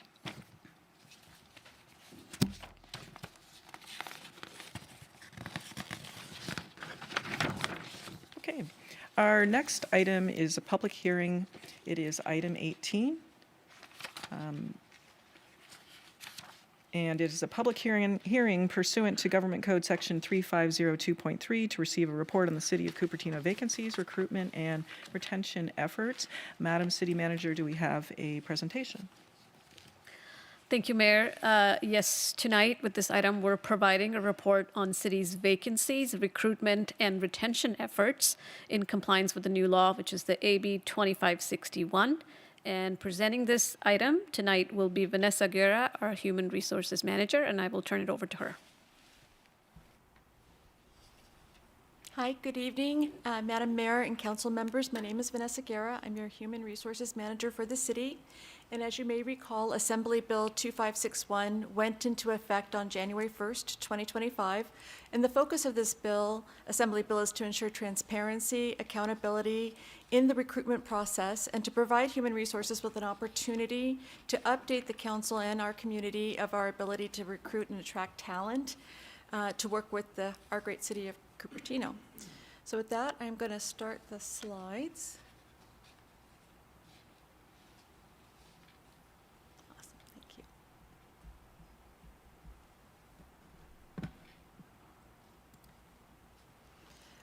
A brief overview of the Assembly Bill.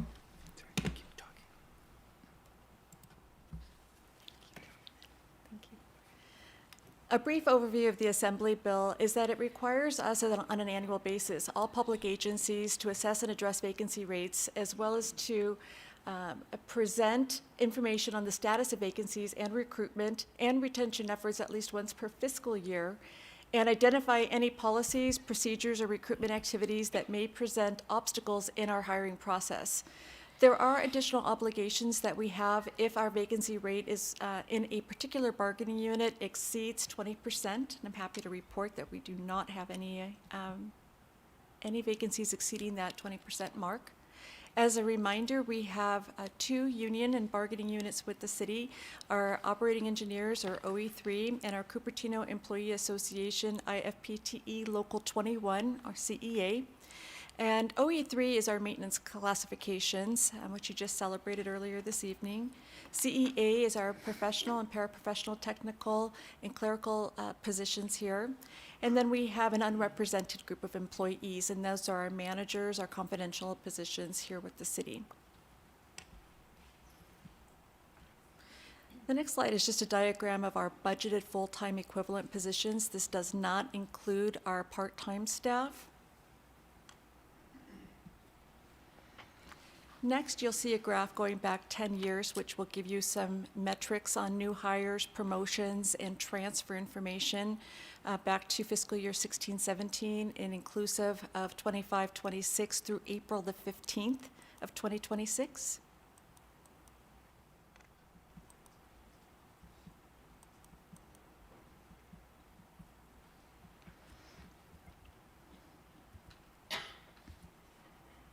And then we broke it down by vacancy rates by department as of April the 15th. And you can see here that we've got all of our offices represented. CMO and City Attorney's Office are represented separately. So they have 13% and 33% vacancy rate together. Administrative Services, which is still here as one group, is 16 total FTE with 4 vacant positions or a 25% vacancy rate. CDD has dropped significantly with a total FTE of 34 positions and 1 vacant position. INT, 15 FTE with 1 vacancy. Parks and Recreation, proud to report no vacant positions. And Public Works, we just filled a large number of vacancies, have 89 full-time equivalent positions and 2 vacant FTEs, and hopefully down to 1 later on in the month. So you'll see here that with a total of 210 full-time equivalent positions, we have 12 vacancies throughout the city, and that is a vacancy rate of 5.8%.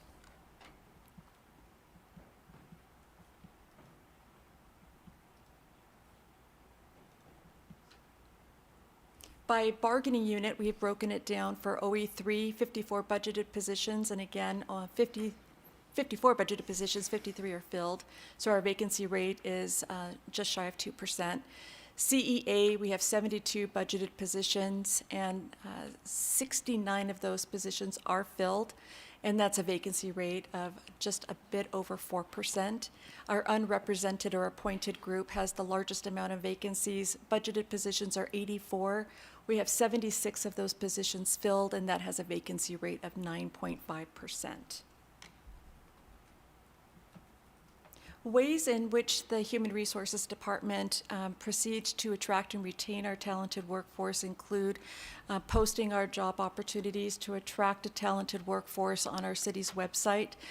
We do utilize NeoGov, which goes by commonly in the publicgovernmentjobs.com, to post our job postings. We work with our departments in their internal or external professional organizations to post. We look at different ways to market our websites. And we have been pretty successful this past year in retaining our workforce and recruiting a very innovative, challenged, and creative workforce here at the City of Cupertino. So with that, I'll conclude my presentation and open to any questions you may have. Great. Thank you so much, Vanessa, for a very comprehensive report. And we'll start with any council clarifying questions. And if I don't see any hands raised, we can go to public comment. Madam City Clerk, do we have members of the public who'd like to comment on this item? Mayor, I'm not seeing any request to speak on this item in person, but I do currently see one hand raised virtually. So at this time, we will welcome Sandra Rao.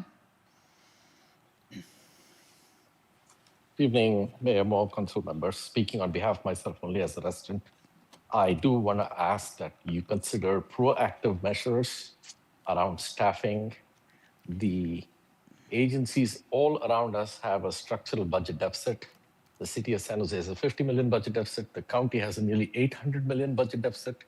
Depending on where our sheriff's contract lands, we may be short of where our revenues are, and our revenues are declining, and our forecast does not accurately account for that decline.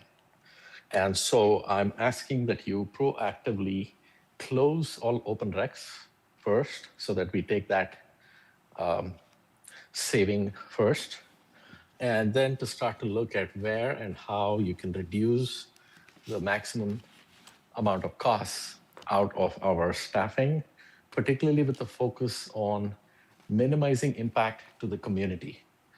We have had this cost reduction in the past, in 2023-24, and the approach taken was to maximally impact the community by raising taxes, fees, cost recovery, and so on, while minimizing impact to staffing.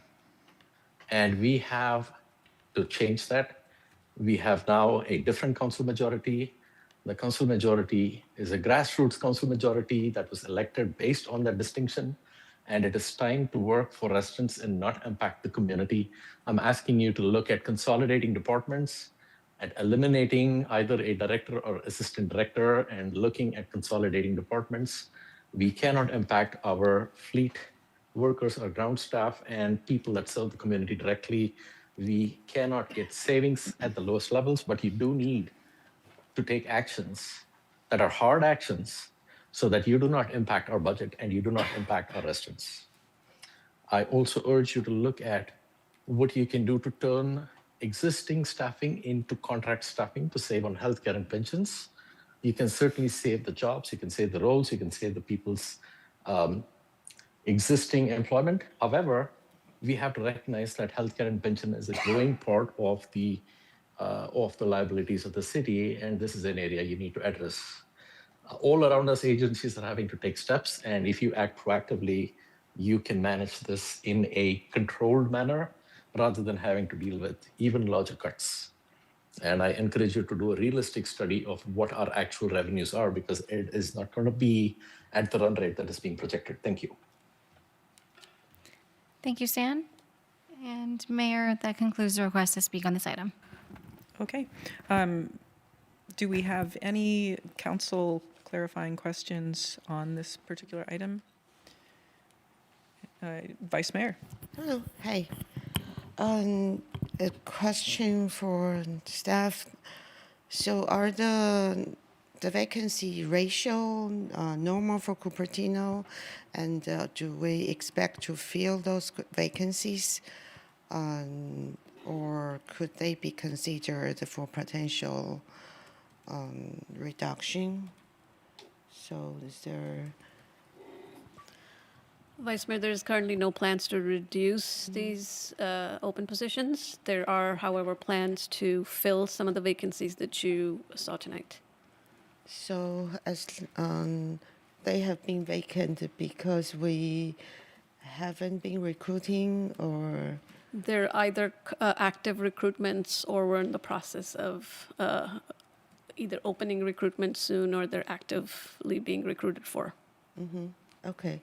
And actually, I was trying to, do we have, what's our staffing level? Do we have a chart of our staffing level so we can take a look at how historically?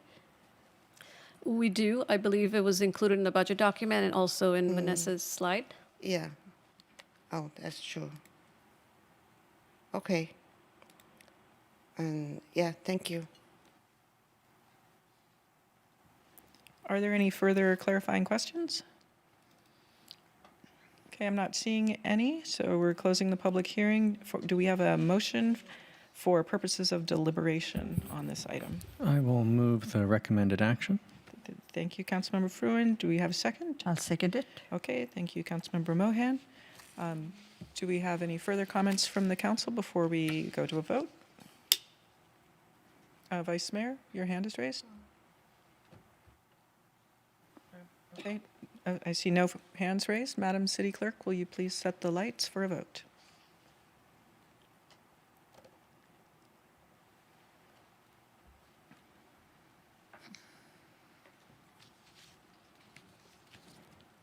Has everyone voted? The motion carries with Wong absent. Okay. With that, thank you very much, Vanessa. Thank you very much. And we will take a 5-minute break and be back at 7:40.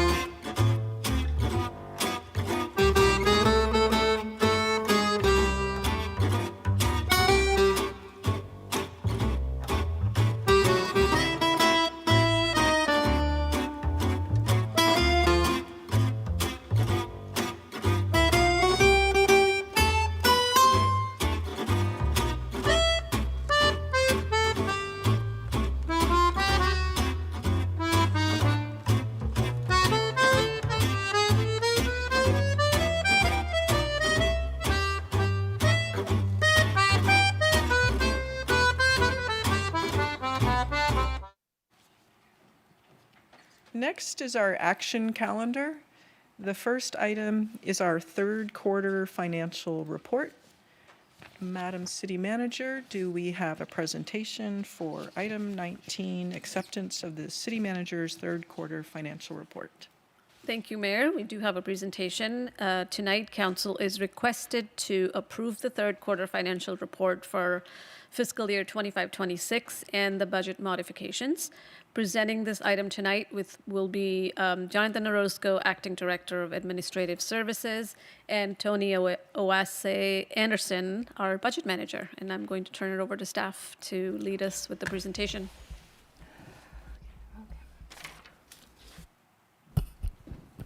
Good evening, Mayor, City Council members.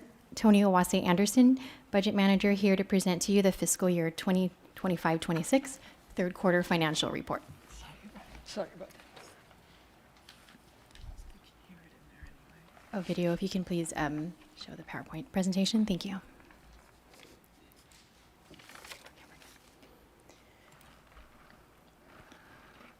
The third quarter financial report for fiscal year 25-26 outlines the city's financial status as of March 31, 2026.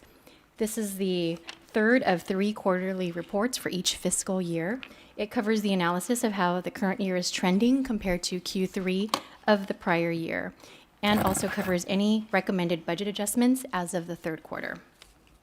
Then we will cover the budget roadmap, followed by next steps and recommendations. So as mentioned earlier, the third quarter financial report outlines the city's financial status up until March 31st, 2026.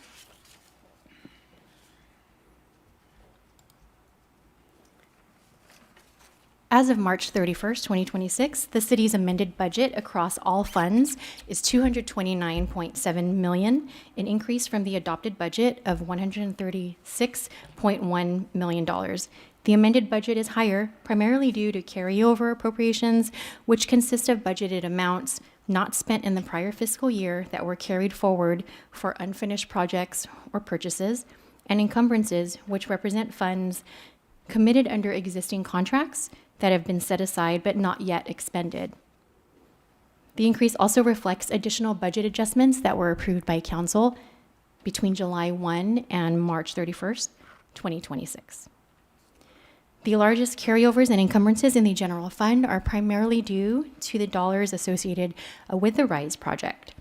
Carryovers and encumbrances in the special revenue and capital project funds are due to multi-year CIP projects that are fully budgeted and carried over until the project is completed. Additional information on these carryovers and budget adjustments can be found in your packet as attachment D.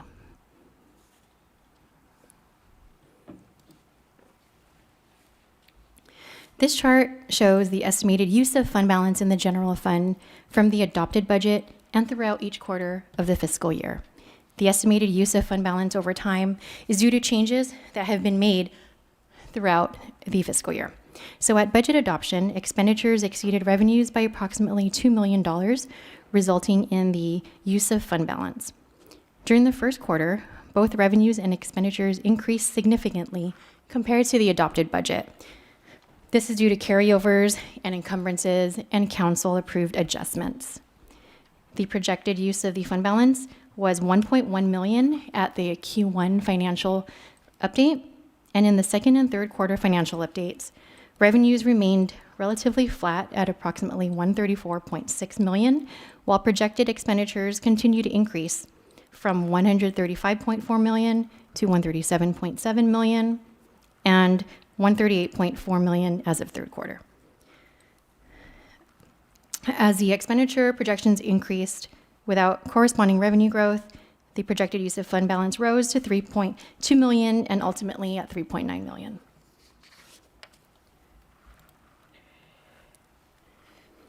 So as of third quarter, staff anticipates the general fund will end fiscal year 25-26 with $178 million in fund balance, which is an increase of $22 million from the fiscal year 26 adopted budget fund balance projection. The increase from the adopted budget is a result of both year-end revenues exceeding expenditures and budget savings achieved in the prior fiscal year. And it's important to note that the only portion available for use, according to city policy, are the unassigned funds. As shown here, unassigned funds as of third quarter is $63.5 million.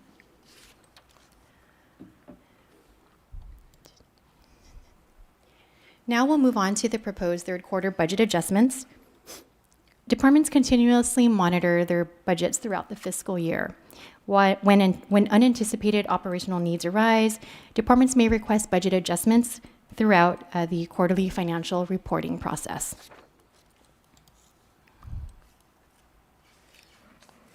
This slide summarizes the total requested adjustments by fund. Across all funds, staff is requesting $526,184 in new appropriations, partially offset by $372,500 in revenue, resulting in the net use of approximately $153,684 in fund balance.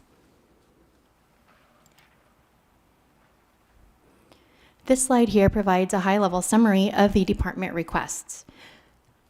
First, the City Attorney's Office is requesting $175,000 for legal services due to several unforeseen matters, including personnel matters, affordable housing, builder's remedy cases, and anticipated responses to a recently released grand jury report.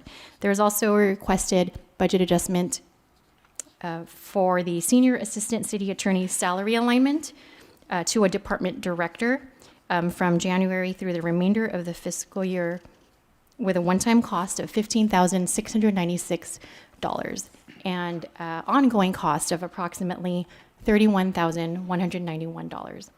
And this alignment reflects the classification's executive level responsibilities, which include reviewing department staff reports, increased PRA requests, complex special projects, and interagency agreements, plan board appointment duties, and expanded risk and insurance management responsibilities. Second, community development is requesting $150,000 in additional appropriations for bank charges, which was offset by $200,000 in revenues from credit card transaction fees. This is needed to correct budget line items that were inadvertently omitted from the original base budget for this year. Community Development Department is also requesting $25,000 in additional appropriations for the Human Services Grant Program, which is needed to meet the funding recommendations awarded to the applicants of this grant program. Also in Community Development, there was a request for $150,000 in appropriations due to increased contracts for large residential development projects under AB 130, which requires expedited city review timelines. There's also a request for $3,000 for advertising and legal notices. This is needed since more hearings are required and necessitates more advertising and legal noticing that was not anticipated in the beginning of the year. The last request here is for the Innovation and Technology Department for $7,488 to ensure compliance with SB 707 language accessibility requirements by providing real-time translation for Chinese-speaking residents at City Council meetings to improve transparency and civic participation. Those are the requests for third quarter. Next, we'll cover the City Manager Discretionary Fund, which Council originally approved as part of the fiscal year 26 adopted budget. As of March 31st, 2026, the discretionary fund was used for the property appraisal services for the Finch Avenue property at a cost of $9,850. And staff will continue to report on the use of this fund as part of the quarterly financial reports.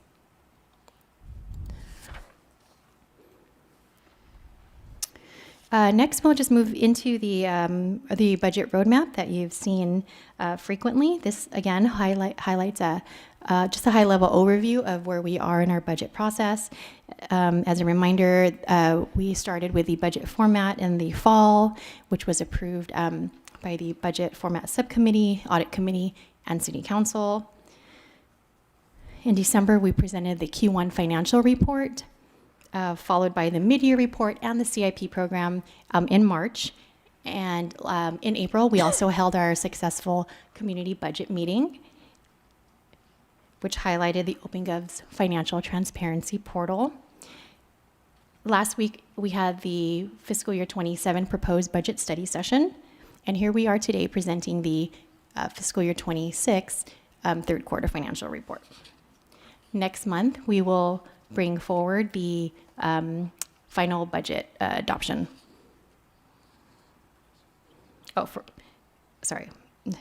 Next month, staff will return in council in mid-June for final budget adoption.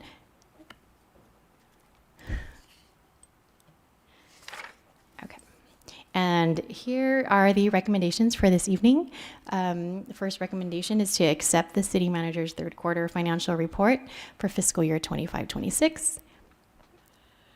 Also to adopt a resolution approving budget modification number 25-26-443, increasing appropriations by $526,184 and increasing revenues by $372,500.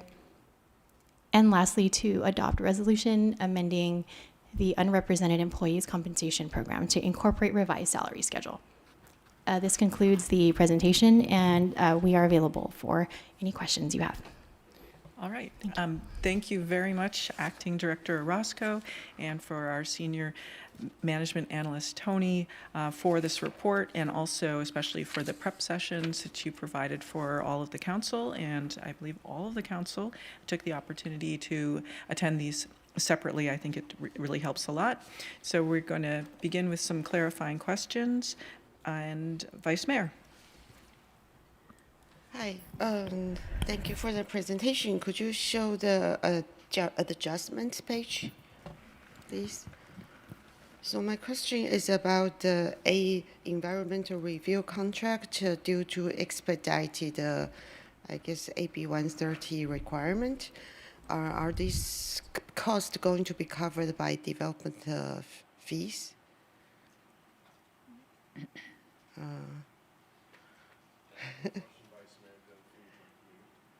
Your mic. I talk too fast. There you go. Okay. All right. Thank you for the question, Vice Mayor Ben Fu, Director of Community Development.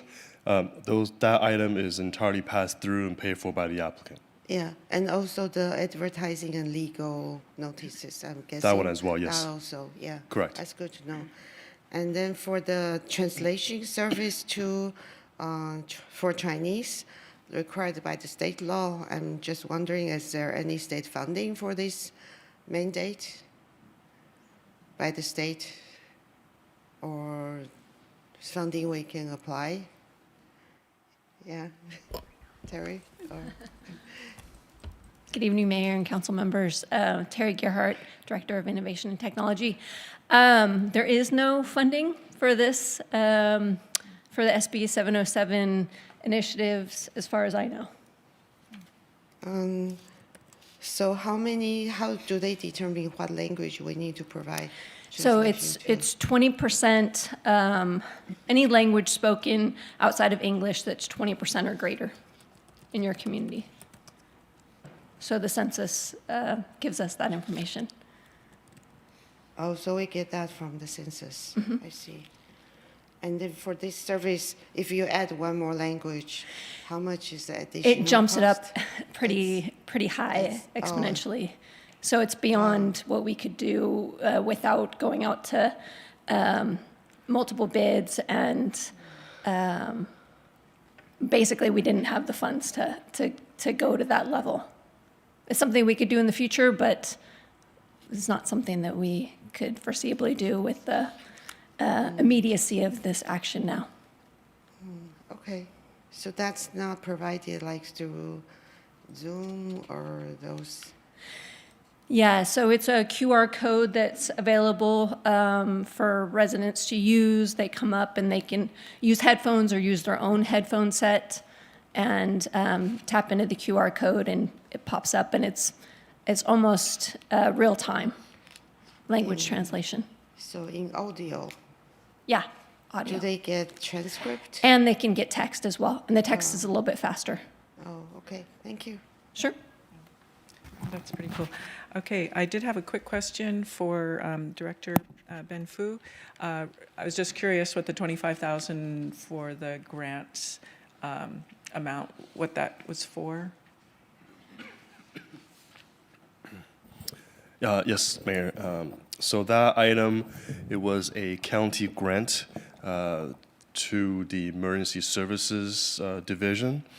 And so it's a 2-year grant, I believe. And when the unhoused functionality was transitioned from CMO to CDD, it was inadvertently left out in the budget book. But we already got the money. So it's just more reflective of what's there. All right, thank you. Thank you. And do we have any further clarifying questions? None at this time. So I think the prep sessions went extremely well. So, Madam City Clerk, do we have any members of the public who would like to comment on this item? Mayor, I don't have any requests to speak in person here at Community Hall, but I do have one request with a hand raised virtually. We will welcome Sandra.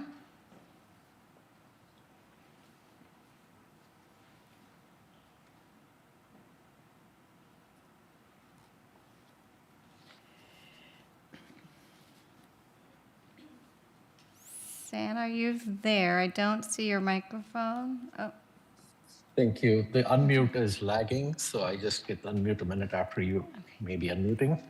Speaking on behalf of myself only, Mayor Moore and council members, I'd like to, the members of the public don't have the benefit of your prep sessions. So actually, you should consider having less prep sessions so that you're on the same page as the members of the public. And you should actually extend these discussions so that the benefit of what you are getting is the same as what members of the public get. So consider that if you can. It's unclear to me what the carryovers are, and maybe that was explained and I missed it. But if the carryovers are one time and we're budgeting based on the additional revenue shown due to the carryovers, it's a concern whether we're kicking the can down the road because the carryovers do not recur year over year. And so the actual revenue may be smaller than the increased revenue that appears to show because of the carryovers. So just want you to plan for something that really does not assume carryovers and hold ourselves to a high bar in being frugal with our budgets. I'd really like to also encourage if we can cut the contracts with these consultants and see if we can do less without consultants. Can we encourage staff to take on some of these projects? For example, can council research if the no net loss housing element site list addition in other cities has had to use consultants? Why do we need consultants to identify sites? Is that something other cities are doing? And so look at creative ways to really cut costs, because right now there's only limited levers we have. You cannot recoup the costs that we need out of this budget, and the budget keeps rising because of healthcare and pension costs. I also want to encourage you to look at reducing the CIP, and we need to take some hard cuts here. And so I hope you will look at structural changes to reduce the CIP projects. Finally, I want to remind you once again that the general fund is subsidizing the senior center non-residents. And there is no limit on the number of non-residents that can be signed up. And while we talk about the member annual fee, that is not the only cost of the senior center. So you need a study session on the actual cost of the senior center per non-resident. And why should the general fund pay for an unlimited number of non-residents at the senior center? And let's not just look at the $30 fee versus the $25 fee. That's not telling the whole story. So I encourage you to make sure that costs that are in the general fund are not in any way being applied towards non-residents. And I hope between the consultant cost, the non-resident cost, and taking a more holistic view at CIP, and finally looking at staffing at the top level so that you can consolidate, you can save some costs. Thank you, Sam. That is your time. Mayor, I don't see any further requests to speak on this item. Okay, Thank you for that. I do want to mention that we have an excellent informational memo from staff regarding the Parks and Recreation Department, which addresses the residency and the cost recovery of the programs that are through the Parks and Rec Department. And it's several pages long, and I think you'll find some very good information there. I do want to comment on the consultant issue. A consultant is a contractor, so on the one hand, if you're saying you want to reduce staff that's a full-time employee and you want to move to consultants, then on the other side, those are contractors. So I'm hearing mixed messages there, so I'm not really sure what to do with that. I do see some hands raised. Vice Mayor. I wonder if the staff can address the question about carryover from the speaker. Yes, so carryovers is an attachment that is included in every quarterly report. And so for the most part, for instance, in this last report, which was included in Q1 and mid-year, the majority of the mid-year or of the general fund transfers or carryovers is relating to the VTC or the VALCO project. And this is just a multi-year project. And there's corresponding revenues to those as well. So although you're seeing an increase in expenditures, you're also seeing an increase in revenues. Mm-hmm.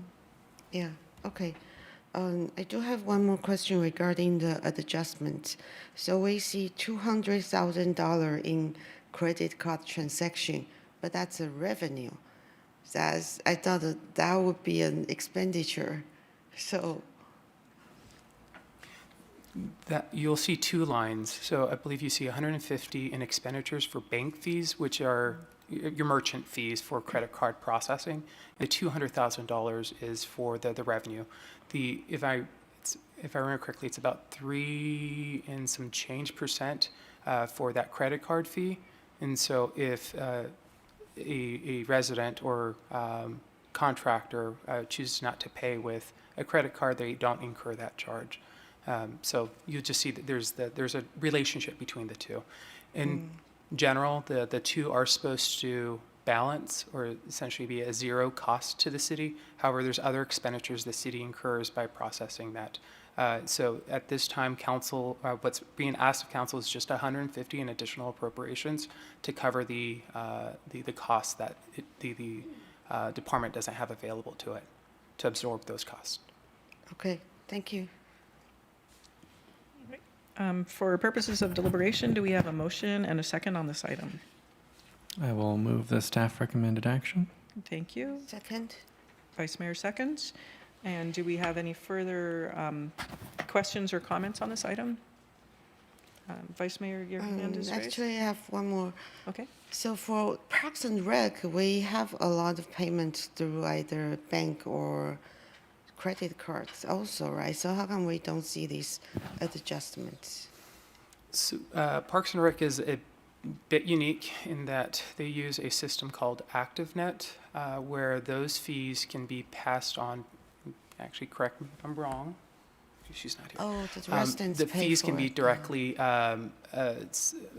assumed by the individual taking the class, right? And so the city doesn't incur that expense, nor does it see the revenue.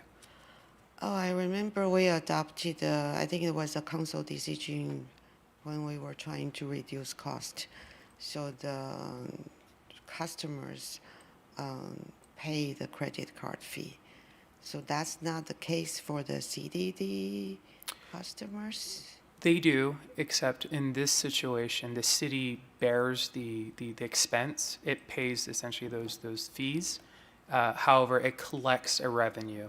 Whereas with Parks and Rec, through the ActiveNet system, the individual taking that class or paying for their whatever service they're getting pays that fee directly to the merchant. So it's essentially the city never sees the revenue nor the expense.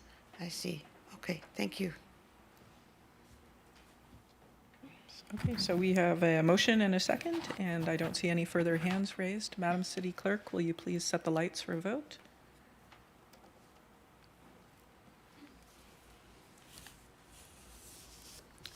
The motion carries with Wong absent.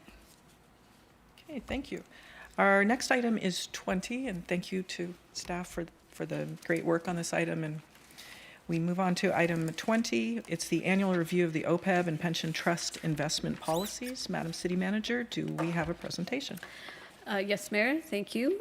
Council is requested to review and adopt changes to the OPEB and pension trust investment policies. This was discussed at the Audit Committee, and it was recommended that this is brought to Council.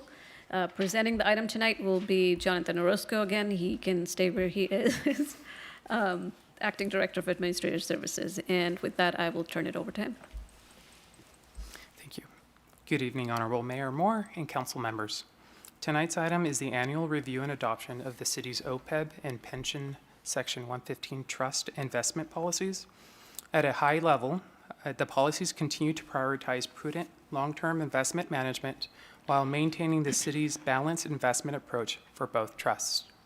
The proposed updates this year are relatively minor and primarily include clarification of fiduciary responsibility language within the policies to further emphasize that investment decisions must be made prudently and in the best financial interest of the trust and their beneficiaries, inclusion of soft ESG or environmental, social, and governance language, acknowledging that ESG-related factors may be considered as part of the overall investment evaluation process when consistent with the city's long-term investment objectives and fiduciary obligations, and adjustments to the strategic allocation table to include global infrastructure as available asset class at a target allocation to 0%, consistent with the Audit Committee's recommendation.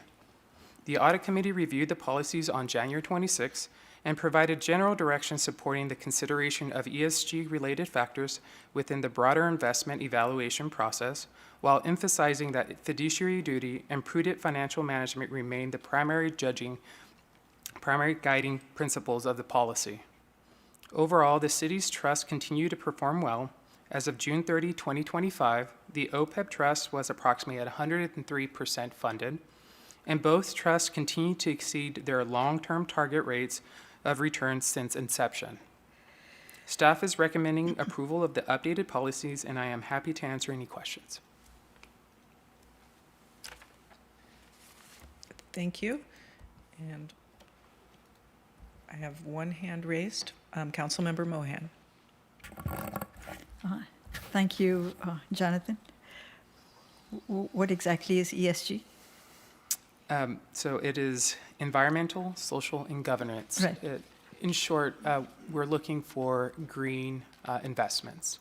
At least that's the thought process behind it. At the meeting, at the January 26th meeting, our consultant at PARS and U.S. Bank did a brief analysis comparing what a ESG portfolio or inclusion of an ESG portfolio versus the existing portfolio, what that would look like. And for the most part, it yielded no change in the return.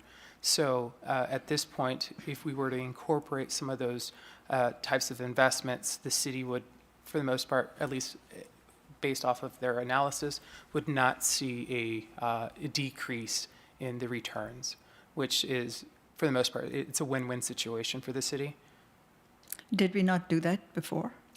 That wasn't its primary target. It essentially, its sole focus was to balance the preservation of principal, liquidity, and the rate of return. There's a more balanced approach. However, if we're emphasizing some of these more green investments, again, based off of their analysis, it won't have a material change to the rate of return. However, as we all know, the current market for some of these types of investments may not be the same as when we had this first conversation in January. What does that mean?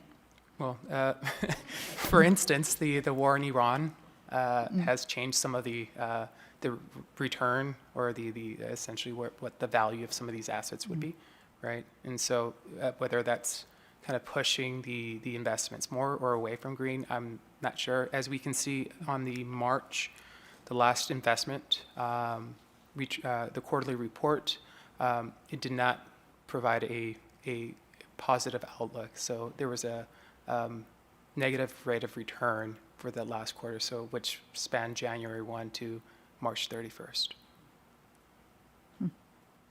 So it's not having a positive effect. So whether we would have to perform that analysis once again to see whether an ESG portfolio or incorporating some of those more green investments still makes sense. Right. However, at this point, we haven't implemented any of those changes. Right. The bottom line is it has to work for us financially, right? Yeah. Okay, thank you. Vice Mayor? Yeah, thank you for bringing up that question. I think each company gets a rating for the ESG, and yeah, it's true.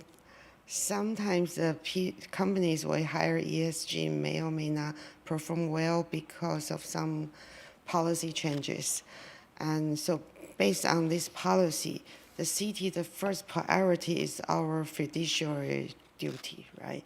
So if two companies projected return is about the same, but one has a higher ESG, they are doing good things, we would then make a decision to maybe invest in that company rather than the other one, right? So provided they would have provide the same return for the city, right? That is correct. Okay, and then you said that we will incorporate soft ESG.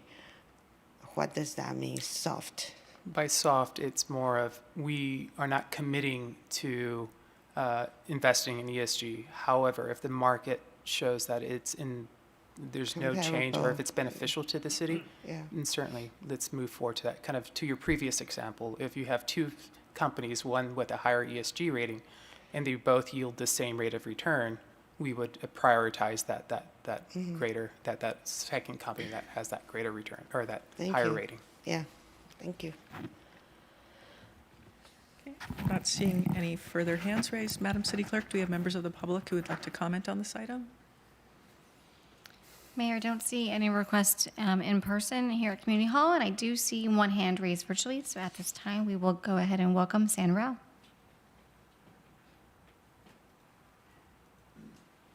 Good evening, Mayor Moore, council members, speaking on behalf of myself only. I did want to refresh your memory on a comment I sent in previously that the city should look at the investment portfolio mix of other cities' pension funds. And as I recall, some of our neighboring cities, and I may have this wrong from memory, but I did write this in previously to the city. I believe the city of Sunnyvale and Mountain View allow for investments to be in ETFs and mutual funds, whereas we seem to have a policy that prevents us from doing that in the US, but allows it overseas, which is really some sort of legacy artifact, I guess, because there is no reason to allow it overseas while not allowing it in the US. I encourage you to look at what is allowed in the other cities and what is practiced in the other cities, and to highly encourage adopting the use of ETFs and an S&P 500 or a total market investment approach should be used to diversify so that you're not having to make these decisions. The current set of investments are all single investments or single asset investments. The returns certainly can do far better. They're underperforming the S&P in many cases. And so I encourage you to look at how you can adopt the best of breed for the policy as seen from neighboring cities, and to particularly try and adopt the ETF investments and invest in market indices such as the S&P 500 or the whole market. I also would highly recommend that you not prioritize ESG.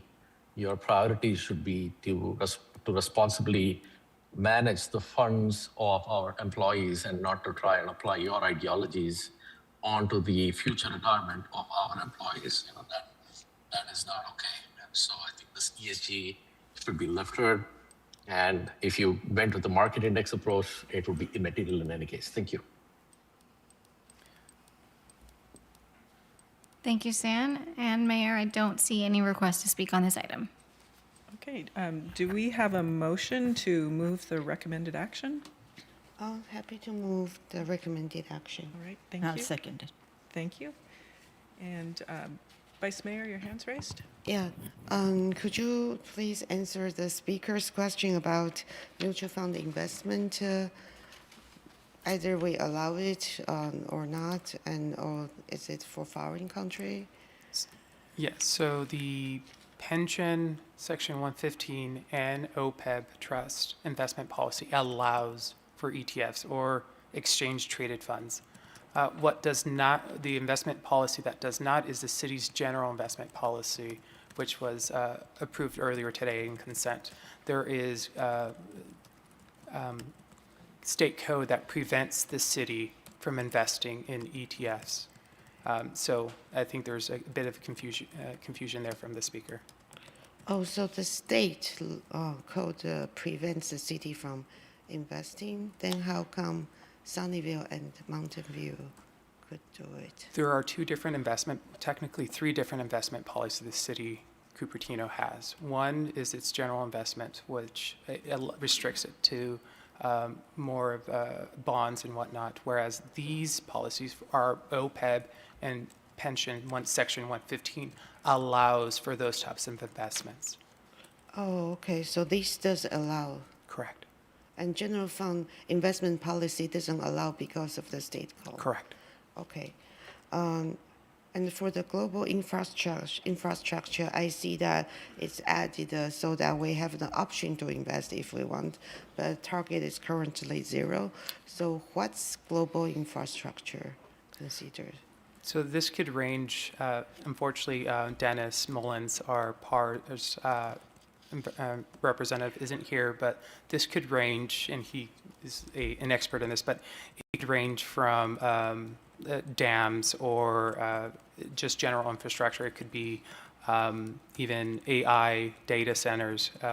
It can be it could even be water infrastructure. It can be a variety of different types of general infrastructure type of projects. Oh, it does not mean global in foreign country. Certainly, it does. It also mean does. Mm-hmm. Oh, okay. However, there was some hesitancy in investing outside the city or outside the country. Yeah. For that reason, it was set to 0, but to bring the policy kind of current to what the industry is moving towards as a separate investment category, the city or the audit committee decided to include it as a category, however, pin it to 0% for the benchmark. Okay, thank you.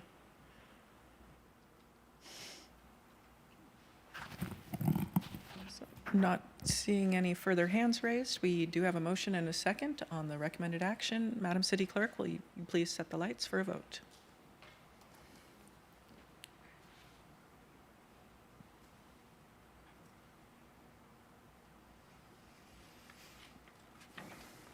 The motion carries with Wong absent. All right. Thank you very much, Director Orozco. And with that, we move on to item 21. It's the authorization of the below market rate housing administration contract execution. Madam City Manager, do we have a staff report? Thank you, Mayor. We have a staff report and also a presentation. This item is requesting council to grant authority to the city manager to execute the agreement with Rise Housing for below market rate administration services and approve the budget allocation for the contract. The city's current contract for BMR administration services expires on June 30th of this year. To ensure that the city's program remains innovative and follows best practices, staff completed an RFP to find the best fit vendor through a fair and competitive process for the next BMR administrator. Presenting this item tonight will be Senior Housing Coordinator Nikki Vu, and Ben Fu, Director of Community Development, is also available for questions.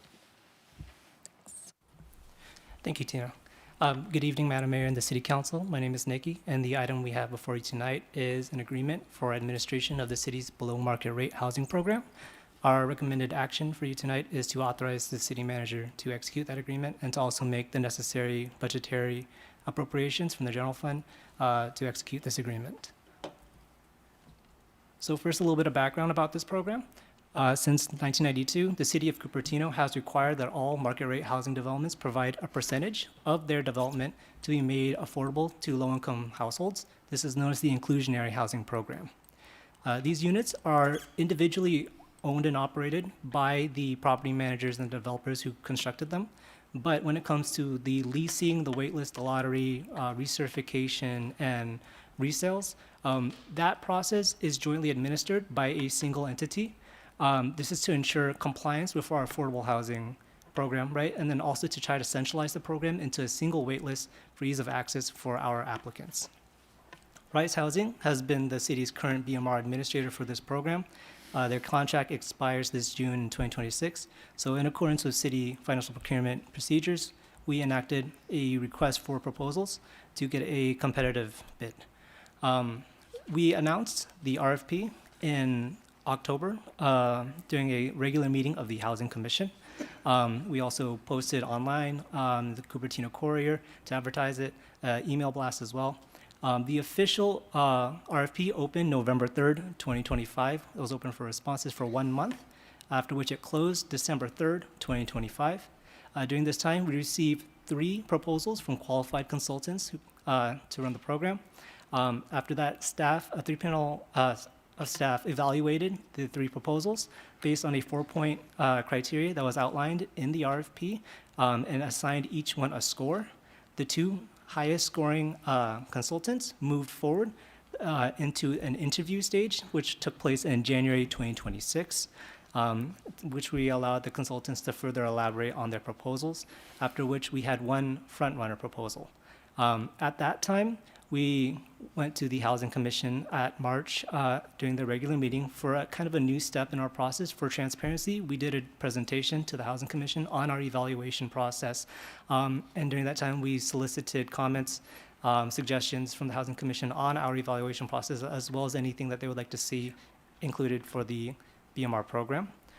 We took into account those comments that we received during that Housing Commission meeting, and then we entered into what we called the final negotiation stage, where we studied the feasibility of enacting these changes with the frontrunner, as well as all the necessary parties like our legal team, finance team, all the necessary parties. And now in May 2026, we are here before you today to ask you to authorize execution, as we believe it is currently ready in its form. So let's go into the evaluation criteria of the RFP. There were 4 categories. The first was firm and project team qualifications. This was where they could demonstrate essentially their credibility in running the BMR program and their experience. So former BMR applicants that have been in this industry for a long time scored high, as well as those that could demonstrate local experience, meaning those that work in California, even better if they were in the Bay Area, even better in Santa Clara County, and of course best if they could work with the city of Cupertino.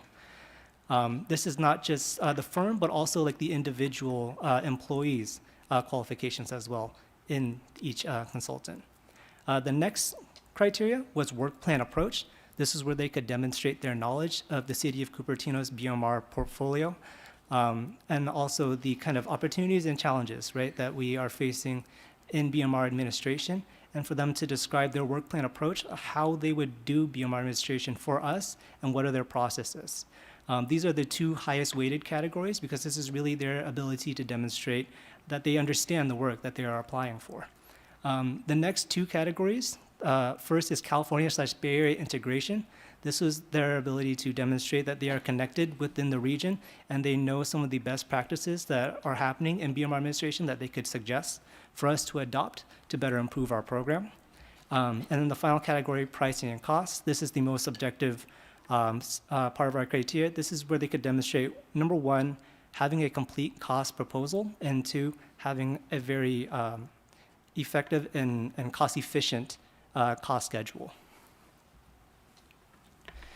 So while we were doing our own staff evaluations, we really kept in mind the program priorities, right? And this is not just city-dependent being in Cupertino, but time contextualized, right? What is the priorities that are the program is facing right now. And without a doubt, the biggest issue that the BMR program is facing in the next 3 years is going to be the expiration of 95 out of our 119 rental units in the portfolio due to a 30-year sunset. These rental units, they were constructed back in the 90s, and with them, they were required to be kept at affordable for a period of 30 years because these are owned privately. Once this 30-year mark ends, the individual property owners and landlords are going to be able to start charging market rate rents on these units. So we do need to find a way to work with the tenants and the landlords as they navigate this issue. And so while this on paper might look like a reduction in work, what this means that we know is that there's going to be negotiations of final leases. There's going to be needing for support to tenants during the reapplication process to try to get rehoused. Landlord compliance for all the necessary noticing that they need to send out before the expiration of these units. And then finally, just general support services to both of these parties, right? During our evaluation, Rise Housing showed the strongest understanding and preparation of the work expectations based on these priorities. In addition to this, they also had the most complete multi-year cost proposal. So they were the front runner that we identified after the interview stage, which we brought to the Housing Commission on March 26 for a staff presentation. After we give a presentation on our evaluation process and our thoughts, we took in feedback from the Housing Commission. Generally, they were in agreement with staff decision. However, it was clear that they wanted staff to consider some of the proposed innovative process improvements and the best practices that the other jurisdictions are currently implementing into what we could potentially do with Rise Housing for the next program cycle. So when we entered into the final negotiation stage, staff explored the possibility of enacting these improvements through final negotiations with Rise Housing and also consulting our legal team, our finance team, and also other regional groups that work in housing who have done this before. We are prepared to present what are the kind of findings from these studies.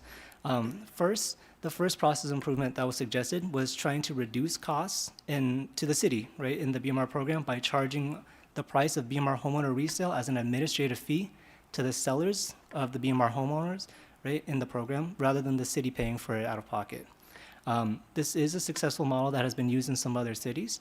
However, procedurally, this is technically this requires a separate council action, as this constitutes approving a new fee, right? So this is not necessarily something that we can do with execution of a contract, but it is something potentially, if the council desires, something we could explore in the future for program process improvements. The other item that we wanted to explore was trying to reduce wait times for getting placed into a BMR unit by utilizing the Bay Area Housing Finance Authority, or BAFA, Doorways portal. This is a centralized listing portal that a lot of cities have put their BMR listings onto. It does require cities to kind of adopt very standardized practices for their BMR program, but the benefit to this is that it makes for a uniform application process. So it encourages applicants to apply to multiple cities, right, thus casting a much wider net in their search for a house and could potentially reduce their time to getting placed into a unit. But of course, the issue that I've kind of alluded to with that statement is that it does require a separate council action to really move a lot of the current BMR program structure into very, very standardized practices. Namely, we currently use a waitlist system that's open for 1 month out of the year, and then we have a centralized lottery that we continue to pull from for the entire year. And in order to move on to Doorways, we'd have to move to a year-round open waitlist, right, where people can continue to apply throughout the year. So this is not necessarily something, again, that we can do with the execution of a contract. It would be a separate city council item.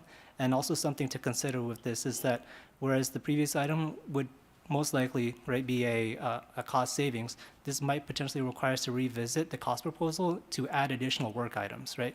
One of them being purging the waitlist, right? Without a natural sort of refresh mechanism in the waitlist, we'd have to start purging the waitlist for old applicants that are no longer interested. So knowing this, we would want it to move forward with the Rise Housing proposal as it was submitted. Going into what is in that proposal, it is for a 3-year contract starting from FY 26-27, going to FY 28-29. The costs are approximately $160,000 per year, and this covers the cost of a 3-person team, a team lead, a program manager, and a program specialist. And this is to cover the 3 areas of general administration, the purchase program for BMR homeowners, and then the rental program for the apartments and rental units as well.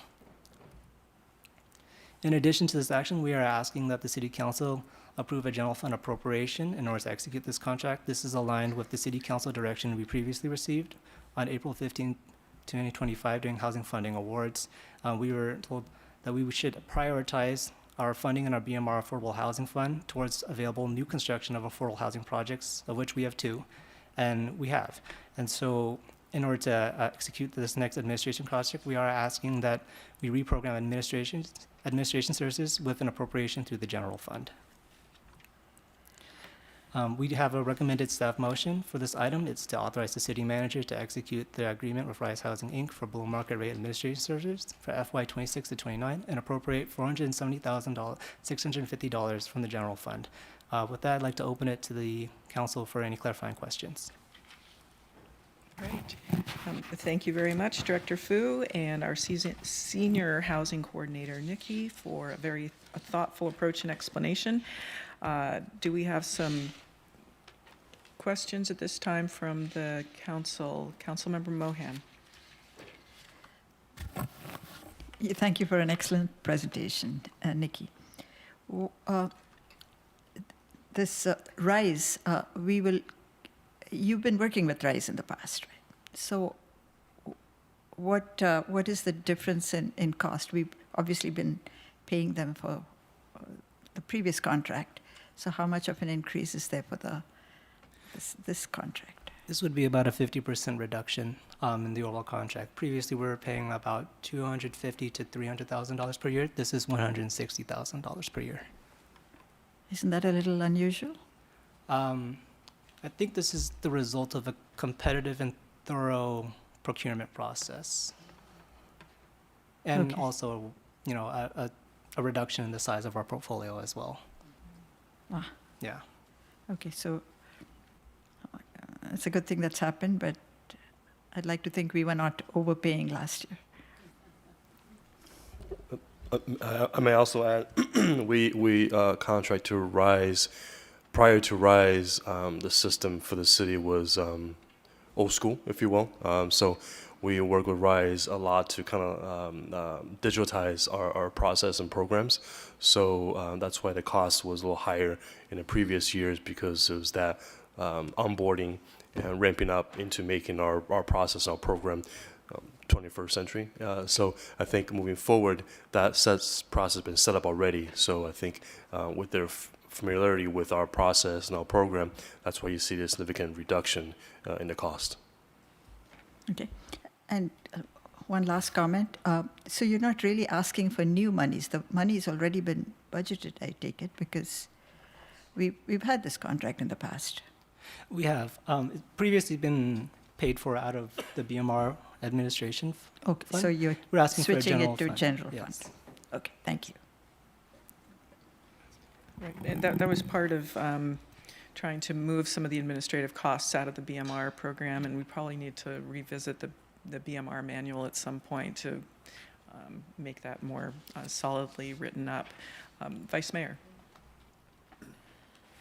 Hi, thank you for a great presentation. But I see that you have received 3 proposals total, and 2 were invited for an interview, but you didn't include the names of the applicants, which I think it was usually included for public works when they present an RFP. So could you share who are the other applicants? Yeah, the 3 applicants were Rise Housing, Housing Incorporated, and the third was Heart of San Mateo County. So who were invited for interview? The top 2, that was Rise and Housing Incorporated.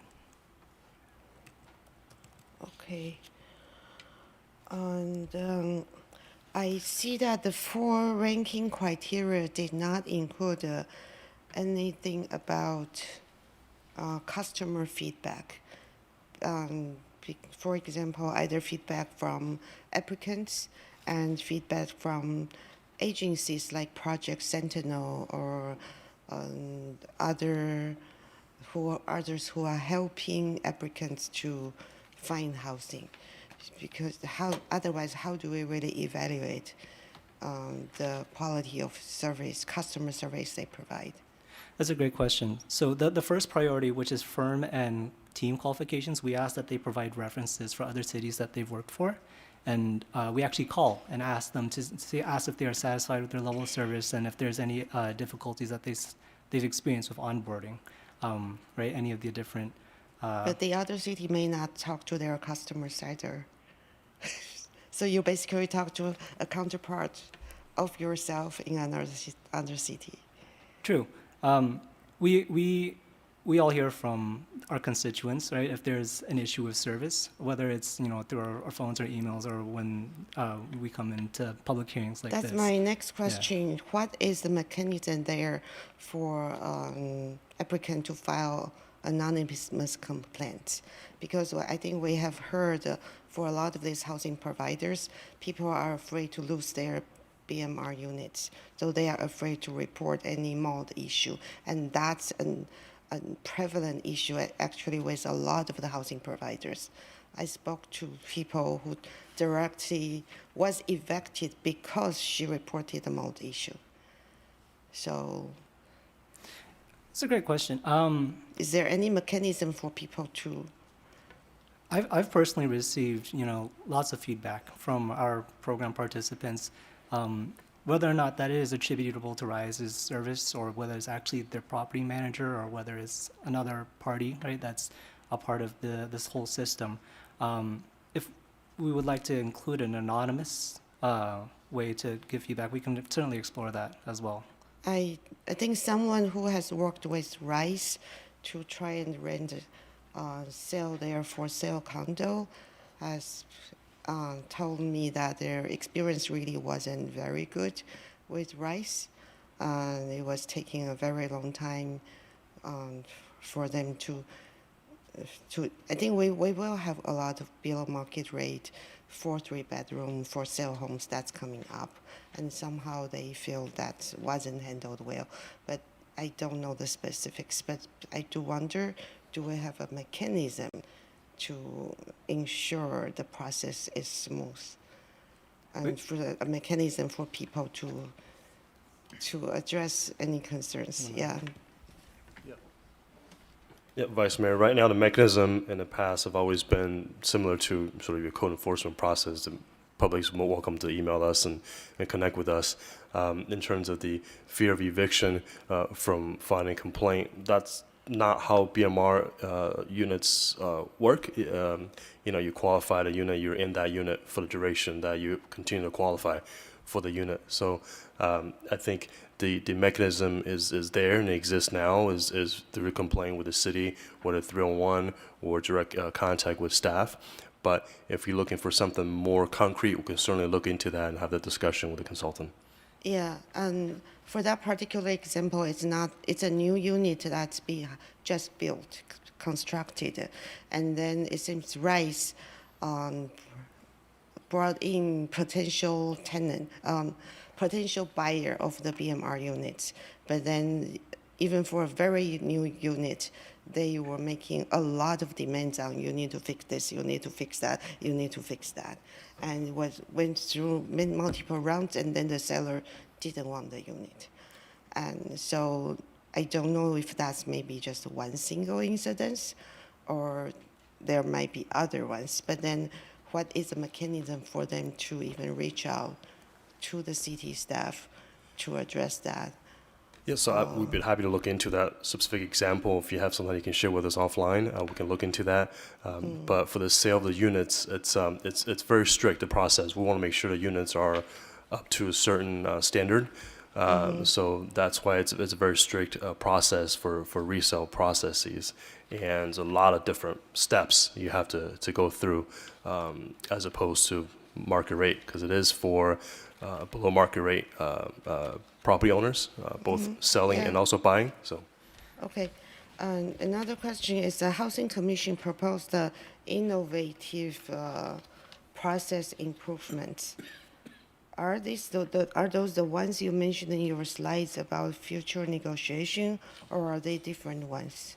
Those are the same ones. And I hope we demonstrated that we, in good faith, tried to explore every avenue, right, to try to incorporate those as we could at this time.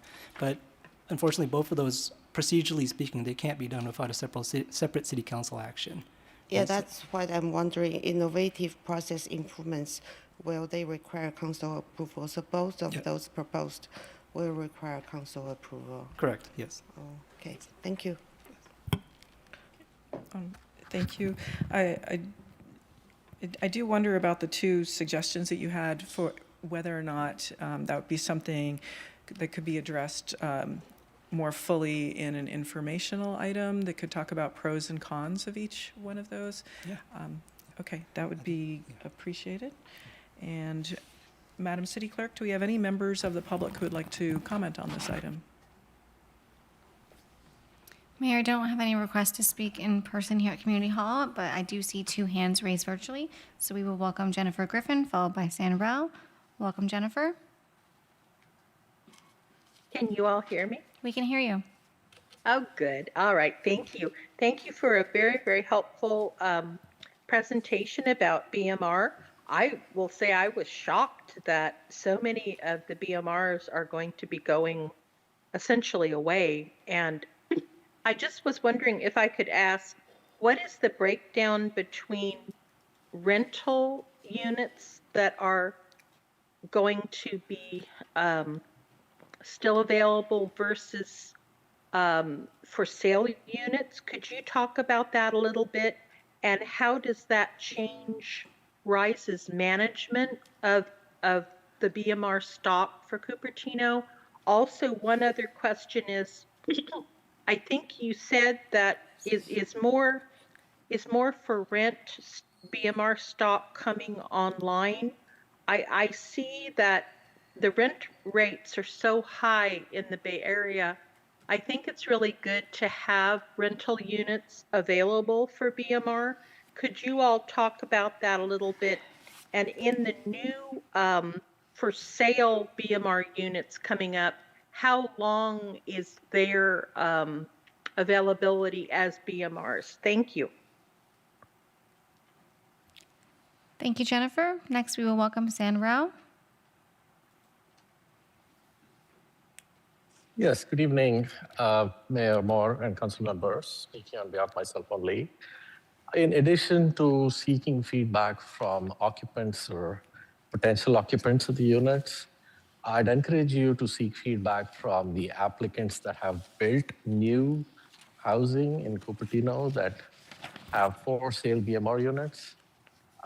My understanding in informally polling for feedback is that there has been negative feedback, and the concerns and the feedback that was expressed was quite numerous, and I will give that offline to Director Fu, since it may not be feedback that can be shared here. But I would encourage you to talk to the applicants that build for sale BMR units, and I would encourage that to be hopefully an independent method of getting feedback. They should not feel that giving feedback to planning or building or CCD is going to jeopardize their ability to work with the city. And I know that's not the case, and that should not be the case, but there is always that concern, especially from single-family homeowners in an unrelated context around feedback for planning and building. So regardless of that, I do want to express that I have talked informally to some applicants, and I have received feedback that the current vendor, the service was horrible, and there are a little more specifics there, but I can share that offline with Director Fu. Specifically, there's concerns around the time they take for processing and the recommendations they make on the realtors and the realtors that were used. And there's also some concern around having to pay for both the buyer side and the seller side for commissions. And it's unclear why applicants have to pay both sides of commissions on a BMR unit. So overall, very slow process and very non-responsive process. And there were concerns around staff not responding to emails as well. So I want to put that out there as well. Thank you. Thank you, San. Mayor, that concludes the request to speak on this item. All right, thank you. Vice Mayor? Well, so I first, do you remember what's the Jennifer's question? I kind of about BMR exploration, but I don't remember exactly what was the question. Anyone? I think her question was, are there any new BMR rentals coming online, and what's the mechanism that we have in place to prevent them from expiring in 30 years? The second question, we've amended the program since to go to a 99-year expiration, so hopefully that prevents that problem in the future. And as for new projects coming online with rentals, I think the biggest one we know of is Valco Rise, and then the next one would be the Mary Avenue project. So these rental units, are they all inclusive units, so they are mixed in with market rate? It's harder to buy them out. In the Valco Rise project, so yeah, it is a mixed income project, right? So there are market rate units, and they're essentially subsidizing. No, not Valco Rise, I mean the expiring ones. 109 rental units.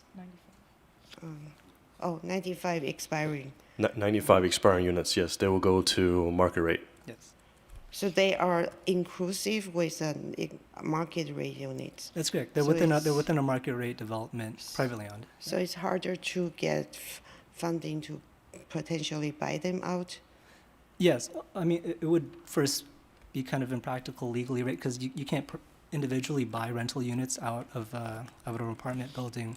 And then also, yeah, we would essentially be purchasing them at market rate from a private owner to try to restrict them for affordability. Yeah. Okay.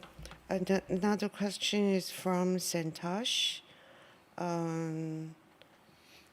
So it sounds like we need some kind of feedback form from current applicants or even the applicants who were on the wait list and then got rejected. I think recently we had a case, someone who almost got a unit, but then she was rejected the last moment because of her credit check. But she is long-time employee of CUSD, recently divorced, and they're going through hard times. Single mom, of course, her recent credit history is not as good, and Rice rejected them. So is that something, is a city policy issue, or is it Rice who is inflexible in when they're administering the policy? I think I'm aware of this example, and this is a great example of when there's multiple actors that kind of contribute to the outcome, and it's not necessarily something that we can attribute to Rise's service, right? So even though Rise does control things like advertising units and finding applicants for units, ultimately these are privately owned by their individual property managers who can choose to accept or not accept any applicant for their rental units, including using mechanisms like a background check or a credit check. So in that scenario, they were actually rejected by their property manager, not by Rice. So that criteria was set by the property manager. That's correct. But somehow they were not informed of this particular criteria until the very last stage. So I guess Rice could help improve the process by screening the applicant ahead of time, rather than telling them you got a unit and then finally credit check failed, because that's a very objective standard that can be checked. We can explore adding that. I would just also add that would be adding a new work item too. Right now, in addition to doing their intake, they're going to be doing credit checks for each potential applicant at the front end. Not credit checks, yeah. I guess telling the applicant what information will be educationally required there for them to qualify for the units, right? Yeah, I believe that is already part of their educational package, and they also do conduct a BMR program town hall presentation annually. So that's already part of what they advise each applicant, the potential what you need to bring to the table and what could potentially be issues. But we can certainly reach out again and make sure that process is more robust. Okay, so one other comment from Santosh is, according to the ones he has spoken to, the service was horrible. I don't know how true is that, but for me, I'm just wondering what kind of process could there be? So in the future, going forward, people has a way of providing feedback like that. And then there was a comment about the response is slow or non-responsive in the application process. Yeah, we always ask for a feedback, whether it's a permitting process or a resale or rental process, but that doesn't mean the applicant is required to provide that feedback. I will say that the city does not have a lot of turnover in terms of sale units, 2, 3 per year or so, so it's not a lot of them. We haven't heard feedback-wise that the service is poor. I think the duration of the process itself, like I mentioned, is very detailed. So that could be frustrating, but that is just a process.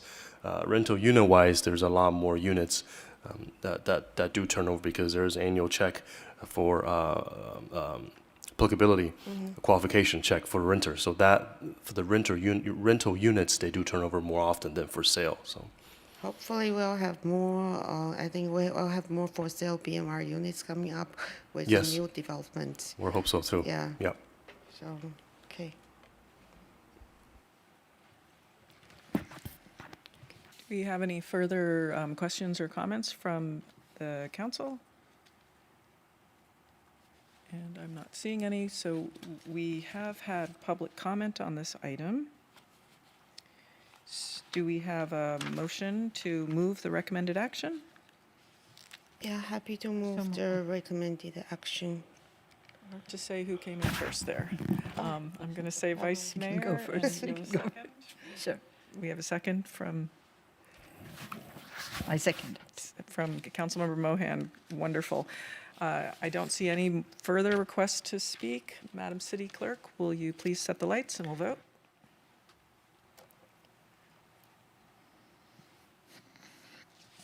The motion carries with Wong absent. All right, thank you. And with that, we have completed the action calendar. We have no items removed from the consent calendar, and we further have a few reports that you may read at your leisure. And if you have a future agenda item, you know you can ask for a second and send that in as email. So we are moving on to the adjournment, but before we adjourn tonight, I ask that we close this meeting in honor of Memorial Day, May 25th, to remember the brave soldiers who gave their lives in defense of our nation's freedom. While Veterans Day in November honors all who served, Memorial Day specifically asks us to pause and remember those who made the ultimate sacrifice in service to our country. This meeting stands adjourned in their memory.